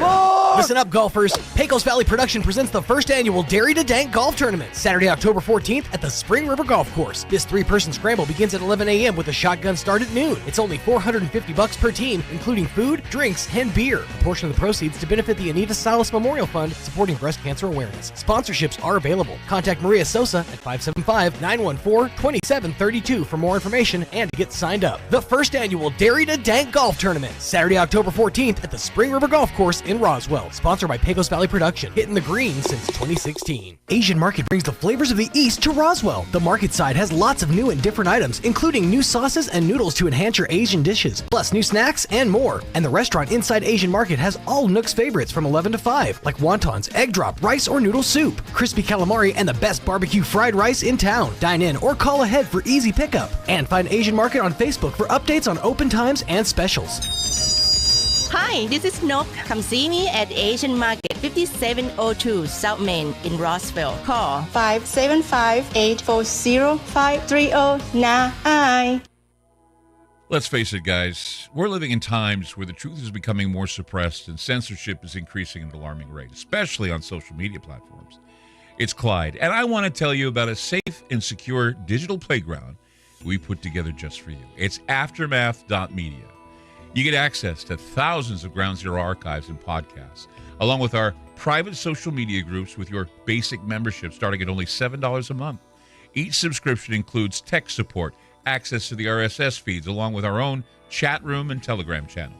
In addition, the premium membership includes research study groups, webinars, a document and movie library, a live video stream of Ground Zero, a monthly Zoom chat with me, and other bonus content. Be sure to check out our yearly specials as well. Sign up today while you're thinking about it. Sign up at aftermath.media. Again, that's aftermath.media. Here's a Mornings with Mike Winters fun fact. Did you know you share your birthday with at least 9 million other people in the world? Your birthday isn't feeling so special now, is it? Here's Mike Winters. And good morning. It is 24 minutes after 9 o'clock, and joining us in studio now officially, Crystal Noble with the Roswell Humane Society. Good morning. Good morning. How are you today? How's life at the? Got you about 2/3 way into your coffee, so life is good right now. Yeah. She got a big one today, so it's a busy day. I had a big coffee, and normally I leave it in the truck, and I'm like, no, I need coffee today. Well, this one you gotta, because it's hooked up to an IV today, but. If I could so have one of these on an IV and just walk around, I would be great. That would be good. Hey, can we go with the mocha next time? Can we switch? Can we do caramel and mocha? That's right. But if you don't know, Crystal Noble is with the Humane Society and joins us every couple weeks here to give us an update on pets that are looking for loving permanent homes right now. Of course, in the news here lately, folks know Animal Control, which, if you're not familiar, is actually located right next door to the Humane Society there on East McGaffey. But they've been having some issues where they're not accepting animals, and they've had some outbreaks and things. They had to cancel their adoption event a couple weeks ago. Yeah. How is that impacting you guys at the Humane Society? So, prior to this, Animal Control was just a strictly stray-only facility because of the amount of strays coming in. So that made us become an owner-release-only facility, as to where we used to take in both. Gotcha. And so that gave us to where we actually have a waiting list of animals to come into the shelter. Okay. Well, because Animal Control, they came, they talked to us, they said, hey, this is what's going on. We're going to have to close for just a little bit. So we postponed on some of the owner releases so we could help take in strays. Okay. Well, we took in as many as we could, filled up the You're now at kennel. capacity. We're at capacity. Yeah. But people are tying animals up outside the facility. Because they can't take them to Animal Control. And they're doing it at 12, And so 1 they're o'clock doing in the it morning. well, because they know they legally can't do these things. Right. However, they are on camera. Yeah. And then people are trying to throw animals in the paper bin, throw them in the trash. It's not necessary. We do understand that it's a situation that, unfortunately, you can't prevent, and neither can we. Yeah. But that's not the way to go about it. No, there's too many other avenues to find a home for that pet. There are. Call the Humane Society during business hours. They will help you. They will help you do it. But here's the thing: is you can't just dump stuff there. A, it's not good for the health and safety of anybody. No. B, it's just a jerk move. Why would you do that to a living, breathing thing and just leave it in a trash can or leave it on a doorstep of something that may or may not show up for another 6-8 hours? You just don't know. It's right. crazy. And then if you tie it up, what's not to say it's not going to get tangled up and strangled? Absolutely. Not to mention what other nefarious guy may come and see that as an opportunity, and guess your dog turns into a bait dog or something, or right. or where the holidays are here. We know about the black cats and white cats and all that, and the sycophants that do that stuff. 'Tis the season for all that stuff. So we call gotta us. We might not be able to help you right at that exact moment, but we will help you. You just have to be understanding that there's more pets in Roswell than there is people in Roswell. And the reason of that is because people don't spay and neuter. There are numerous programs available to help. It's just the laziness of the community. Yep. We give so many vouchers. I can issue up to 100 vouchers a month. And only about 20 or 30 will come back in billing because people, I have to pay an extra $10. Be responsible. Exactly. If you're going to be a pet owner, be responsible. Owning a pet is like owning a child. It's no different. No, You've got it's to not. love it, raise it, spend money on it. This is what it costs to do When that. they get sick, they got to go to the vet, just like kids have to go to a doctor. Yeah, it's really no different. The only difference is you don't have to save college for the animal. That's basically the only difference. The only thing you might have to pay for is like some training lessons, so that way you and the dog can both communicate on the same level. And I hope to God they're a lot cheaper than college. Yes, they are. Way much cheaper.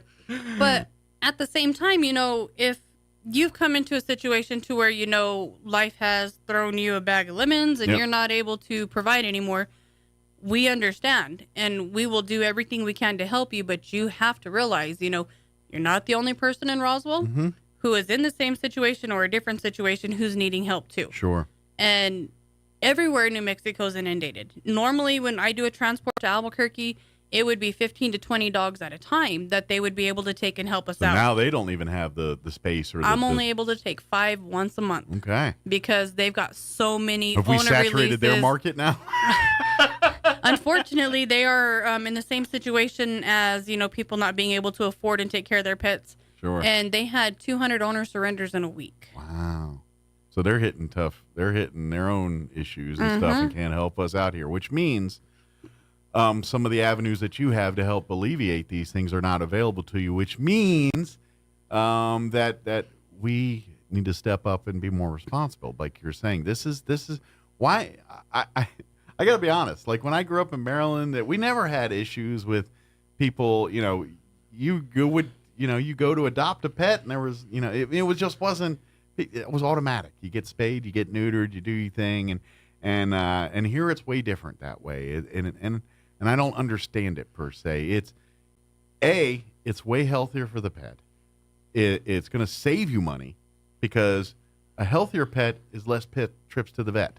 Right. Which and if you want to breed your animal, that creates complication even for males. Males, less moving parts. It's a little simpler, but for them, it's still there's medical issues that they don't have to worry about once they've been neutered. There's a lot of things that get removed for possibilities once an animal is fixed. Like with males, it removes the chance of testicular cancer, prostate cancer.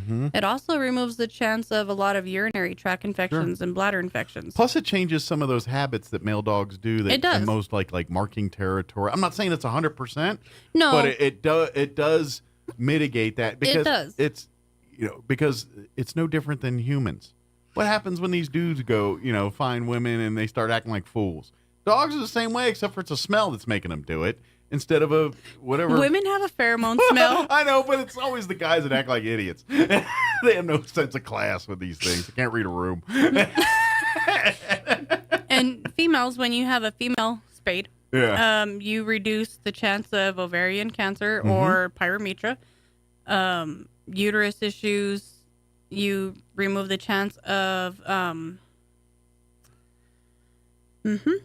breast cancer, and dogs have 8. Sure. So, that's 8 chances of breast cancer in a dog. That's a big mastectomy. It is. But it helps them, the hormones. When you remove those hormones from those dogs, it changes their personality a little bit too. It lessens an aggression in them. Absolutely. You're going to find they're more family-minded. Unlike a female, when her hormones are removed, it makes her more aggressive. A human female. But in a dog female and then a male dog, when the testosterone and the estrogen are removed, it settles them. Not to mention you don't have to worry about heat and all that stuff. No, when a dog goes into heat, they bleed. When a cat goes into heat, they scream. Yeah, you don't have to deal with any of that. And then you mess have anymore. every male dog 5 miles of Roswell in a circle trying to get to your animal. Yeah, it's bad. And especially with the cats, if you live like in a neighborhood like I do, where there's you a have ton feral of them. cats and stuff, and one of your cats go into heat, guess what? It's going to look like the animal shelter at your house with all the cats hanging out around your property. Like, what you got over there? Smelling something. Right, and then you're going to have male cats outside your house spraying your house and making it smell horrible. You're going to hear cat fights in the middle of the night as they're trying to show their machismo to your cat. Yes, yes. But we have vouchers that help. We can issue 5 per household as long as it's income qualifying. If you qualify income-wise, we can help you with, there's 3 different amounts. So depending on your income, depends on how much we can help you with. The majority of the vets in town for a male neuter are not very expensive on a cat. On a female cat, the spays aren't very expensive. You might have to pay a little bit difference, but it's a little bit more invasive surgery for females where and a males. male is external as a female is internal. Yeah, they got to put them out and do the whole thing. Yeah. So, but a few extra dollars out of your pocket is going to be cheaper than, that cat, or dog getting pregnant, having delivery complications. Then it becomes an emergency vet visit. And size does matter with dogs. It does. Bigger dogs will cost a little bit more to get these procedures done. Smaller dogs. Although, in theory, I think it'd be the opposite because I figure if the parts are bigger, it's easier to do it. It's the amount of anesthesia that they have to use. So, that makes sense. Then depending on how large the animal is, depends on how many people it takes to handle the animal. Makes sense. So you have a large animal handling fee. You got a little Chihuahua, you can just pick that up and move it around by yourself. Right, and versus a Great Dane, it might take 2 or 3 people to move it around because, they're bigger. 100-pound plus animals sometimes. And you have to carry them a certain way to keep them from getting injured while they're sedated and dead weight. And if anybody's picked up 100 pounds of dead weight, knows that's really, like picking up a human body, like if you had 200-pound block and then a 200-pound person, that 200-pound block is way easier to move than that 200-pound person because of that dead weight and the shifting weight. And so when a dog is unconscious, that's just like, and so exactly. That's a lot to handle. So so if money is an issue, maybe stay away from Great Danes and Labs and German Shepherds and check out Chihuahuas and Terriers and little dogs. True, but at the end of the day, if money is an issue, then rethink. Can I financially support an animal? Absolutely. If you cannot at the moment and you really love animals, come down, hang out with us for a little bit. You know, we'll have you walk some dogs, volunteer. And the weather's the perfect time for this stuff. It is. This time of the year, it doesn't matter, morning or afternoon, whatever you're available. We can get you some puppy time or cat time. And then when you do get on your feet and you do get financially set, you know, where you move into a place that can have these pets. Yeah. We can help you. Absolutely. Like we have a family who's adopting a cat from us. And they closed on their house, but the people that they bought the house from didn't have a house ready to move into, so they've had to wait for them to get out of the house. Gotcha. And so they had their cat picked out a long time ago, and they come in every day after the kid gets out of school, and they spend time with him every single day. That's awesome. Almost 2 to 3 hours on Saturdays. They're hanging out with him. They're building a bond. They are. Before day one that cat walks into the home. They are. And that's going to help that cat, because once that cat gets to that foreign place, there's going to be something familiar to them already, and that's going to be a huge help. And so, you know, if you are not able to have an animal at the time or financially able to, you know, and you come down and you visit with the animals and you start volunteering, and then when you are available, you know, there might be one that is there that completely has your heart and is completely familiar with you, and it's going to be an easy transition. It is. It's, put it this way.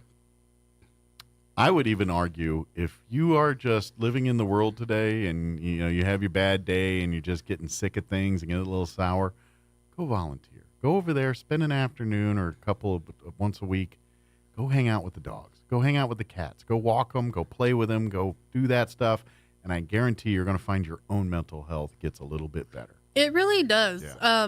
Like there's some days where I'm just like done with the world, and I have this screw it attitude. And then I get to work, and then I start getting stuff done, and then, you know, I'm looking over here and I see this cat and I see that puppy and I see this dog and I see that dog, and I'm like, life ain't so bad. Yep. Because, you know, I have all these things around me that depend on me. And to be needed and depended on is a good feeling. Absolutely. Sometimes it's a burden. Sure. But when it's an animal, you know, and it's somebody. It's different when it's animals. It is. You know, when that animal's looking at you and they love you unconditionally because, you know, you've done for them. Sure. Well, and I think part of it, too, is we look at other humans like, well, you're capable of doing things yourself. Whereas we don't with a dog. Like, you're like, oh, the dog's hungry, I've got to feed it. You know, or if your kid's hungry, you're like, well, go get a sandwich, dummy. Go pull a bowl of cereal. You know where the bowls and spoons are. So we do that, but you're right, and I would even offer, if you can get to that point, like I have my 2 cats, and I talk about them ad nauseum on this show and everything else.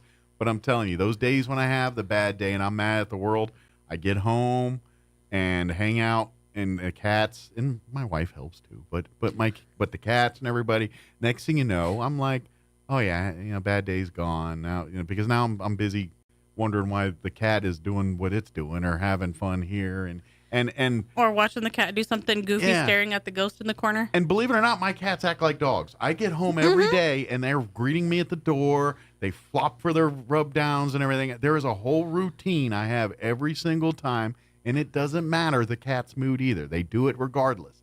I mean, the only time they don't show up is like if I go out for like 10 minutes and then come back, then they're like, you were just here. You don't get another one. But they're like, oh. But, like, if I come home for lunch every day, they're there ready to greet me. When I get home from work at the end of the day, they're there ready to greet me.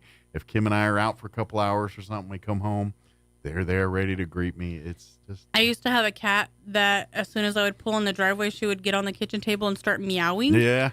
Until I walked in the door, and then she would jump on my shoulders. Yeah. We had Lucy, the cat that was here before me. She would leap and do that. She'd get up on the table or on the end of the couch, and then you'd see her wiggle the butt and do like she's getting ready, and then finally she'd leap onto your shoulder. Yeah. But, she would do that too. These two, not so much. No, they're just like... Yeah, they sprawl out on the ground and just, touch me. But I can touch the crap out of their bellies. And most cats, you can't. I know. Most cats are like, that's kill zone. One lets me and enjoys it. The other tolerates it. Yeah. As long as I do it in small little areas. And you stay north. Stay north when it comes to chest rubbing on cats. Stay north. You go too far south, you will hit a button that will get you struck. And then all 4 claws will be... So stay north when you're chest rubbing. Just keep it around the front haunches, right around their arms. They love that. Under the chin. You start getting the softer tissue and belly, that's when they get mad. So stay north on the belly rubbing. Just tips. And stay away from the base of the tail. That's also kill button number 2. Yes. They'll like it for a minute, and then it's kill zone. But again, this is what that brings to the home. So please, if you can afford and an ability and want that loving home, please reach out to the Humane Society. Come meet some of these awesome animals, and keep coming back often. If you don't see an animal that it just doesn't come back the next day. Come back a week later. Unfortunately, they're almost always full. There's rarely a time we walk in and say, we only got one pet. Now granted, some may be in quarantine or getting shots, but I can tell you almost every given time there's almost full cages. All cages are full at the Humane Society, particularly now with what's going on at animal control and them not accepting animals. That's created an extra burden here because that's one less place people can go to. Hence the reason when we talked at the beginning about people leaving stuff outside, please don't do that. Please, if I get it, you're desperate, call the Humane Society during the day. Let them help you. Let them work with you. They get that these scenarios are happening. They understand you can't afford it. But for God's sake, please don't dump them off in the middle of the night in front of the place. Call, make arrangements, because here's the thing. There's other people calling too. It might be one of those things that they're saying they're looking for a dog or whatever, and next thing you know, we can make that connection for you. It's like, look, they're not in the shelter, but they're looking for a home. Y'all two talk, and maybe we can get something put together here. Right. You can help foster those relationships. Help keep an animal out of a shelter. If we know we have somebody specifically looking for a certain breed, and I have somebody trying to release it, I will say, can I give this person your phone number and you guys can talk? And then if it's a match, great. If not, call me back and then we'll get you settled to try to get you in. But there's other nonprofits and stuff too that we can reach out to and see if they have availability to help, or maybe, like some have foster families that take in these animals for a month or a couple of weeks while they find permanent homes. Maybe one of these organizations can help you out there. But please, don't just dump it off at the Humane Society. Call during business hours. Talk with if it's Crystal or any of the staff there, and let's figure out the problem, because doing this is escalating and creating more problems. And I'm sure you do this because you don't want the animal hurt or dead. You really just want to find a better place for it. But by you dropping it off, you could be signing its death warrant by doing that. Yes. So please do not do that. So let people that really care and love and want to make sure these animals have give them an opportunity to do that, and let's do that. And don't dump these off. And if you see people selling puppies out the back of their cars and at store parking lots and stuff, call the police. Report that stuff.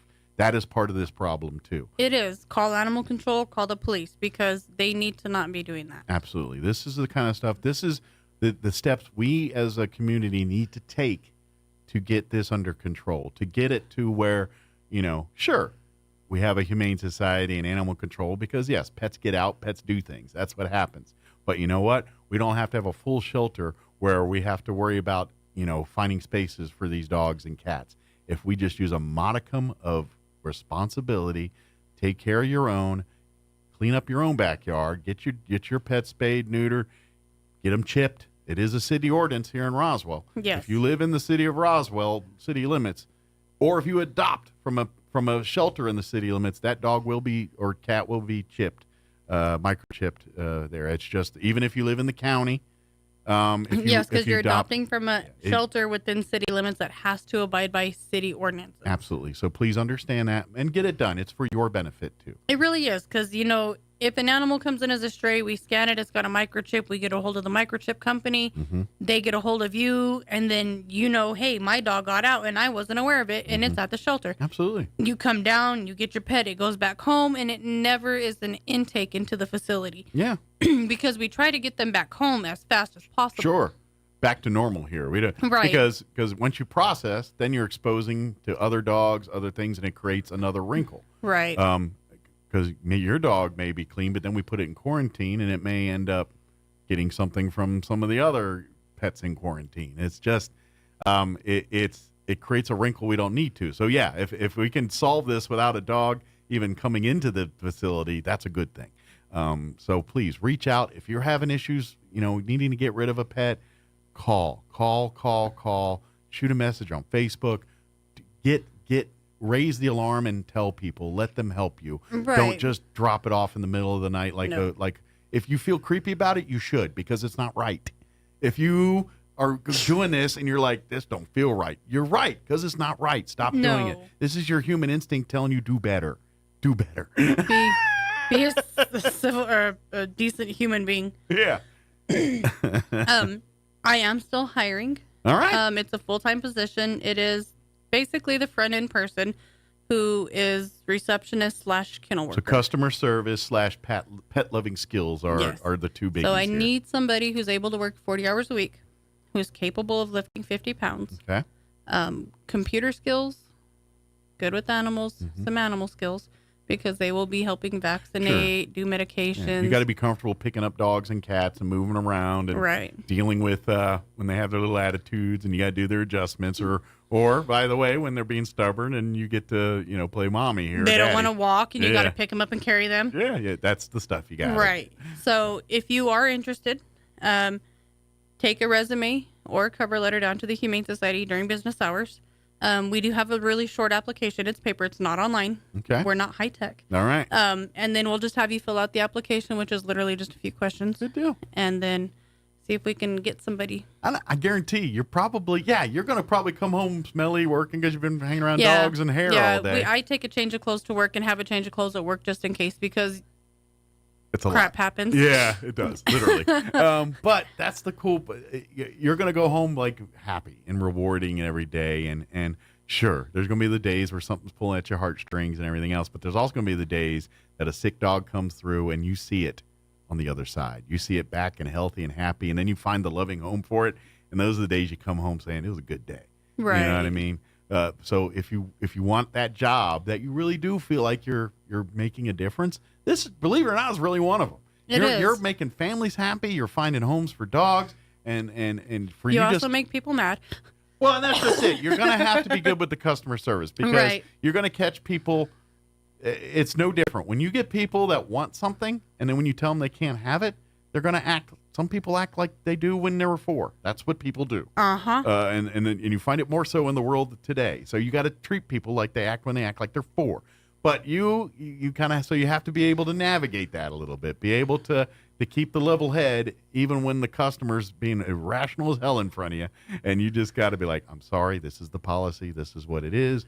And but for the most part, you're not. That's the oddity. Most of the times you're coming in and you're seeing the loving family with the kids, and they can't wait to adopt that home, and they get what you're saying. They understand that all these rules and regulations are to make the best match possible for that family and that pet.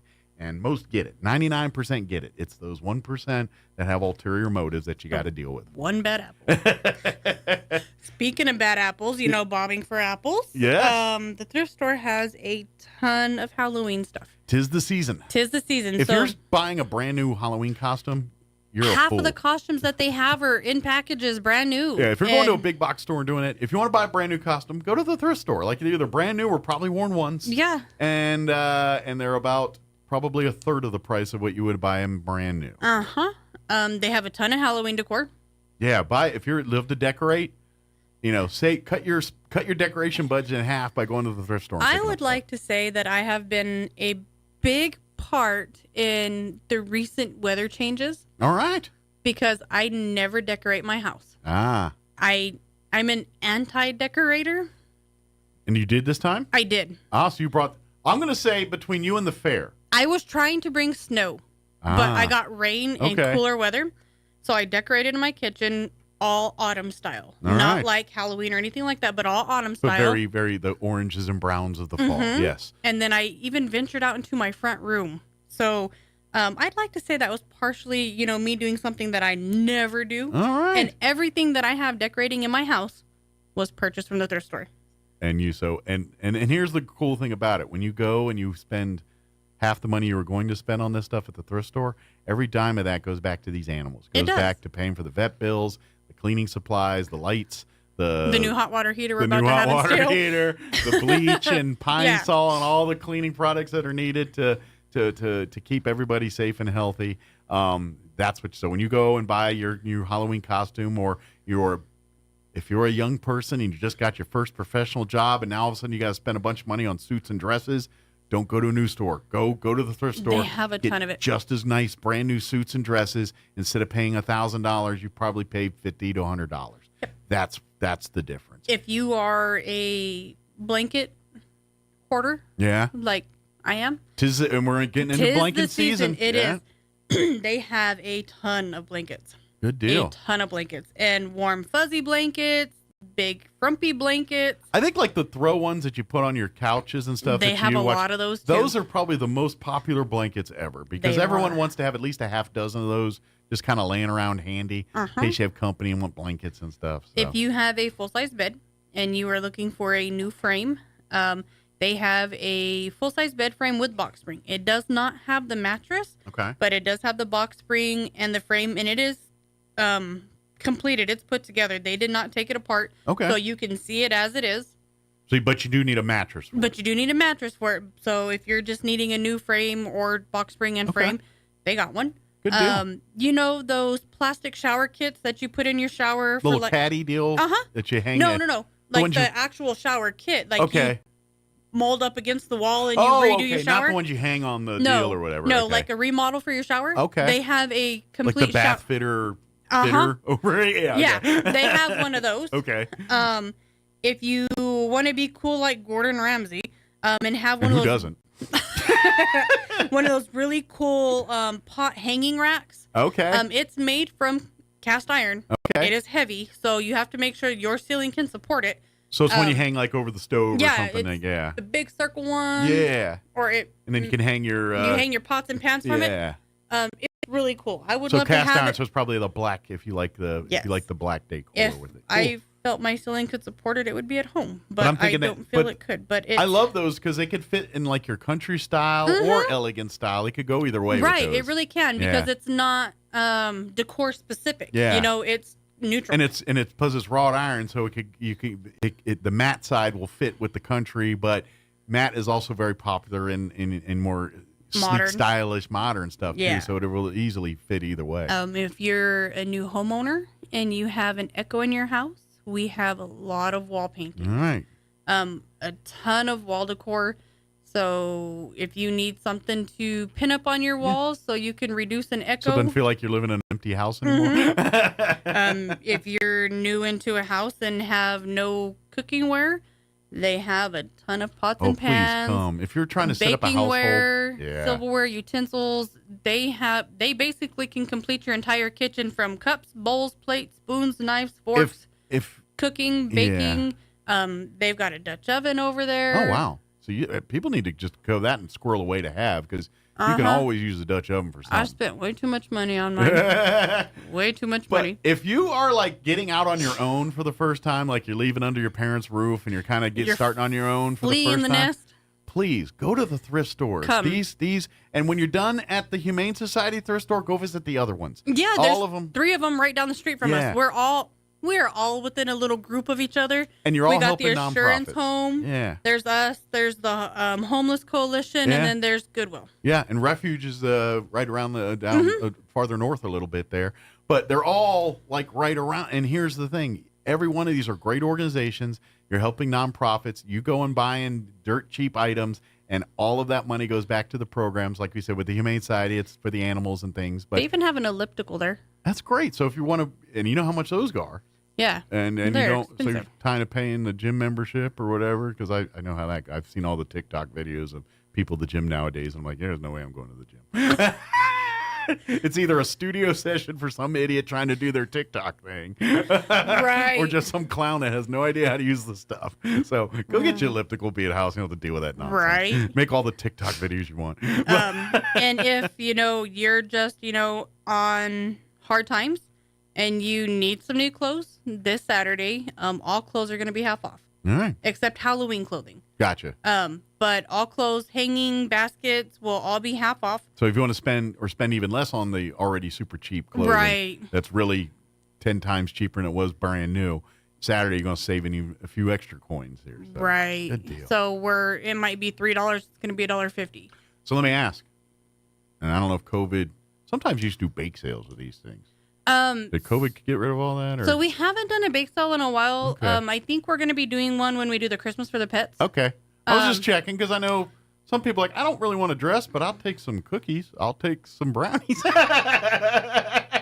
Yeah. The last couple of bake sales we had, and we advertised for, not a lot of people came and bought. Okay. So, Right. So maybe here in the holidays. Yeah, when we have the Christmas for the Pets, which... By the way, Crystal, I think you bake a third of them at least, right? I know you do a hunk of them, but... Yeah. There's a few other ladies out there that The contribute one volunteer that always makes banana nut bread, and then she makes zucchini bread. The majority of the employees buy all of that before it even gets out to the bake sale. So she's like, and I'm like, we're still paying for it. So just, but I am not a banana nut bread maker.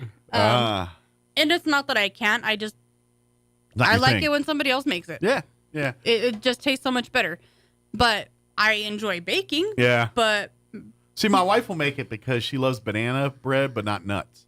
Oh, so see, I want banana nut She bread. likes to make banana bread. So occasionally she'll forget to eat the bananas and they'll turn brown and black. And then once in a while she'll make some bread out of it. So.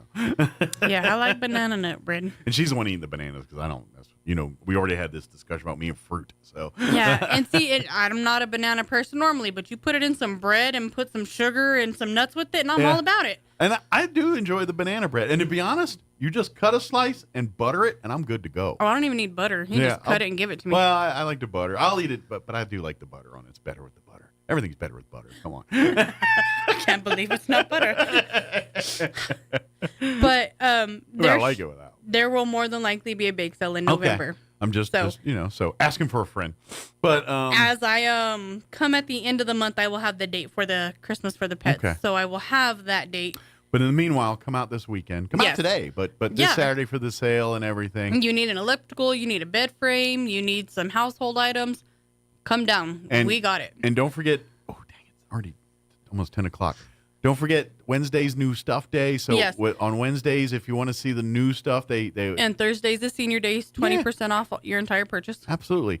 RoswellHumane.org is the website. Please come and be a member. That's the other way to support too. Yes. And I brought membership forms down here last Yes, we time. do have them. I have them here. It's in my folder. So if you need them, come talk to Mike. Absolutely. Come get them from us at the shelter.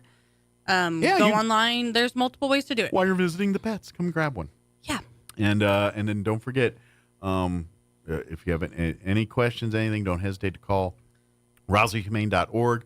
Go to the Roswell Humane Society Facebook page. Any questions, we'll be happy to answer. Mm-hmm.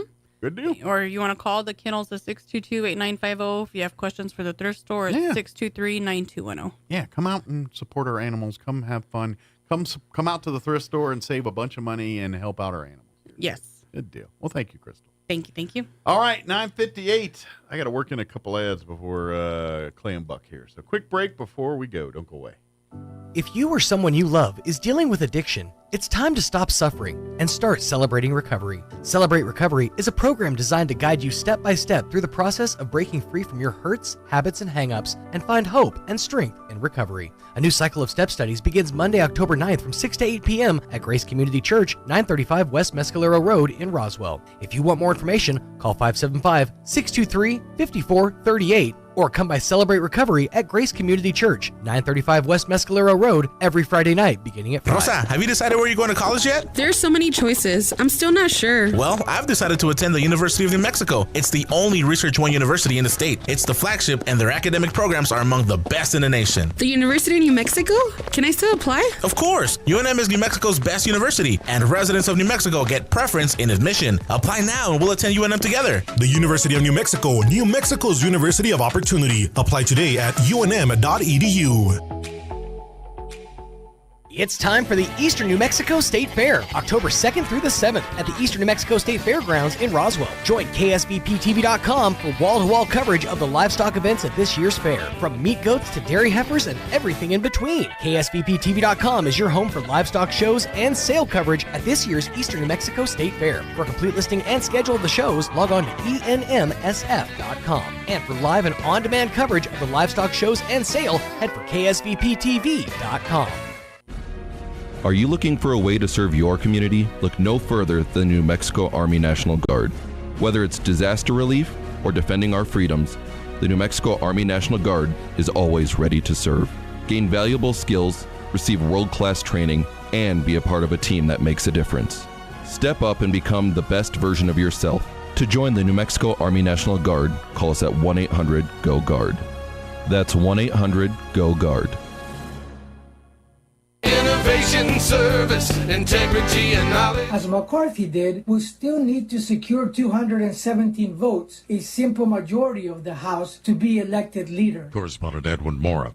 Also at townhall.com, healthcare workers continue picketing outside hospitals in multiple states. Some 75,000 Kaiser Permanente workers have walked off the job. Unions approving a 3-day strike in California, Colorado, Oregon, and Washington state. 1 day in Virginia and D.C. Issues include wages and staff shortages. You're not listening to the frontline healthcare workers. Nurse Mickey Fletcher in Camarillo, California. About solutions to the Kaiser Permanente staffing shortage. Doctors are